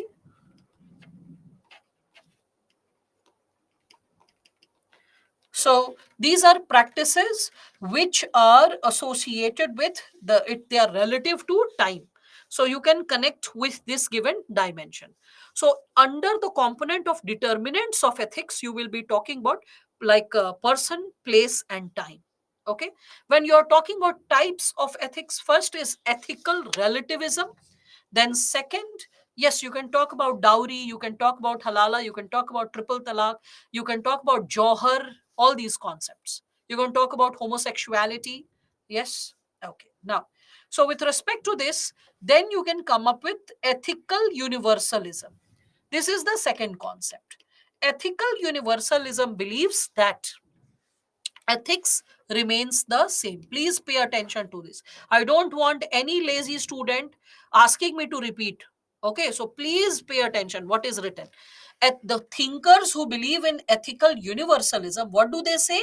That ethics remain the same. It is the manifestation, mind the keyword manifestation. It is the manifestation that changes. Okay, for example, love and respect towards parents is there universally present across the world. Everyone loves and respects their parents. But the way people manifest it, enact upon it, may differ. One such practice is called senicide, which is also referred as Talai Kootal in Tamil Nadu. So I've just posted this information, taken this image from a newspaper and pasted for all of you related to Talai Kootal. Now, when we are talking about this practice of Talai Kootal, we can reflect upon the given segment that what is it all about. So, Talai Kootal is a practice whereby, like, let's say there is an ailing parent. The person has no chance or scope of getting cured. Okay. Seni means senior person, the old age person. Side means killing, Sahil. Okay. That's why he said, please pay utmost attention as I'm explaining it. So, now what happens is that you love your parent, you respect your parent like anything, but you are seeing that your parent is suffering, and day by day, bit by bit, the person is dying. The person is all the time crying, unable to sleep, is in constant pain. No medicine can cure. The doctors have said that the person is suffering from the pain of aging, pathos of aging. So in such a situation, like let's say one of the children decides that, okay, fine, I will kill my parent. So this very thought and this very choice, that the parent will be, yeah, it is more like mercy killing of the senior citizen, or it is like euthanasia. Okay, but here you are maybe giving some herbs, shrubs, or you are like, you're killing the person by, like, making the person breathless or something like that. Few seconds of struggle, and then the person dies, but you end the struggle or the pain of that person. So that killing is guided by love and respect for the parent, not to eliminate the parent. So that's what ethical universalism says, that manifestation of ethics may differ. It may change from society to society or place to place, but standard ethical practices are universal across the world. Okay, universal across the world. I hope all of you are able to understand this. Yeah. So, for example, you can see United Nations Declaration of Human Rights. This is universal ethical standards practiced across the world. The World Bank conditionalities are universal ethical principles when we are talking about it. Was it prevalent? Yes, it is prevalent in Tamil Nadu. All right. What is manifestation? Manifestation मतलब अभिव्यक्ति क्या होता है? Okay, Amarinder, थोड़ा सा आप लोग vocabulary पर काम करिए, ठीक है? So the manifestation means the expression of it changes. Again, when we are speaking of it, there is also practice in the Arctic region. In the Arctic region, when it is heavily snowing and winters are long, and they see that the food supply is running short, and the youth and the children may suffer from hunger because of reducing or depleting food supply. So someday, one of the senior citizens may choose that when everyone is sleeping, they can take off their clothes and start walking naked in the freezing night. And as they keep walking in the freezing night, barely 90 meters to 100 meters, and they die due to cold and they are buried in the snow. So that is also a method by which they commit suicide. But the larger ideal is love for family, commitment towards family. No one should suffer because of lack of food. Okay. So that is what we are connecting with. So that's what is considered in ethical universalism, that there are universal principles associated with what ought to be done and what ought not to be done. Okay. When we are talking about it, no, determinants and types are not same, Abhishek. Determinants of ethics means what is determining the ethic. So the person, the place, the time can also determine the ethic, can influence the ethic. And types of ethics in which I am discussing about the possibility of ethical relativism, which has been done, ethical universalism, which I'm discussing right now, that there are universal principles pertaining to ethics. It is only the manifestation, the application which changes. Now, last but not the least, that is ethical nihilism. Now, what is ethical nihilism? Yes, I have already said mercy killing, kind of mercy killing is what Talaikutal all about. Okay. So, how do we associate these phenomena with ethical universalism? Which phenomena? With, okay, Harsh, I got it. You are talking about Talaikutal or all this. See, I mean, in the end of the day, we want to respect and love our elders, no? And out of that love and respect only, we are putting an end to their suffering. So different cultures are expressing their love and respect to their parents differently. Even killing is a part of the expression of love and respect. So manifestation can change, but the underlying current, the ethical universal principle is the same, that is love and respect for parent. I hope that's explained, right? Now, with respect to it, so cost and benefit is not, no, not cost and benefit. Here, Vimal, you don't do cost benefit with your parents, and if you do that, then probably a person will not be a great child. Okay, so it is primarily motivated by love and respect and care for them, right? When we are speaking about it, so no, don't get into ethical relativism and morals. Morals are guided by individual sense of right and wrong, Ashmi, ये होता है बीच में उड़ जाने से, जब ध्यान नहीं देते हैं. तो morals are associated with individual sense of right and wrong, whereas ethical relativism is associated with ethics varying from person to person, situation to situation, place to place. Okay, because interpretations may vary, situations may vary, professions may vary, identities may vary. That's what it implies. All right, just do some introspection. All the answers are lying within you. All of you know the answers. What is there is, you need some extra hand holding. Ma'am, just hold the hand and explain it little more, because you are getting closer to introspection. You just need language. When I speak it, you are like, oh yes, yes, yes, now I get it. So that means the light of introspection is there inside you. My language validates it. So you have to just arrive at that language perfectly. When you are able to do that, you can connect with this given dimension. Mayuri, just text me. If anyone is having any doubts related to sociology, you can mail it to me. This is not the right platform to discuss about sociology optional. All right. Please give example to differentiate values and morals. Oh, now with respect to it, when we are talking about this values and morals, morals are our individual sense of right and wrong. Like friend is saying that, hey, cheating करके थोड़ा सा दिखा दो ना, बता दो answer, बता दो, I'll fail in the exam, please give me the answer. So though I do not appreciate cheating, but I'm showing the answer or hinting the answer. So that is my moral standard of right and wrong, where I can manipulate what is right, what is wrong. Whereas what is values, one should never cheat in the exam. This is the value. What ought to be done, what has to be done, the motivation that we have to be done. I hope that's getting clear, right? Okay. Now, so yes, Talai Kutal is considered ethical in the society. That's why it is put to action, right? So that's there. Yeah, Payal, I did not come across your statement per se. So it's not easy also to perform Talai Kutal. You need a stone heart. I mean, even if your parents are suffering, Their very presence feels, I would say, a kind of emotional support. So that needs like some kind of conviction to perform it, to release them from pain. Anyway, so we'll continue with this discussion tomorrow. The third component, that is ethical nihilism, I'll explain this. So please be on time, 5 sharp, and we will continue with this discussion further, whereby we will be also talking about the other possible aspects associated with it. So you can just run through these questions which have been asked by UPSC: what ethics seeks to promote in human life, or explain how ethics contributes to social and human well-being, and the answer of it will be discussed with respect to consequences and relevance of ethics. All right, so you can reflect upon what the question is all about and what probably can be created. So let's continue with our discussion tomorrow. This is it for today. Thank you so much for all of you and your presence, and let's meet again tomorrow. Okay, God bless you all. Good night.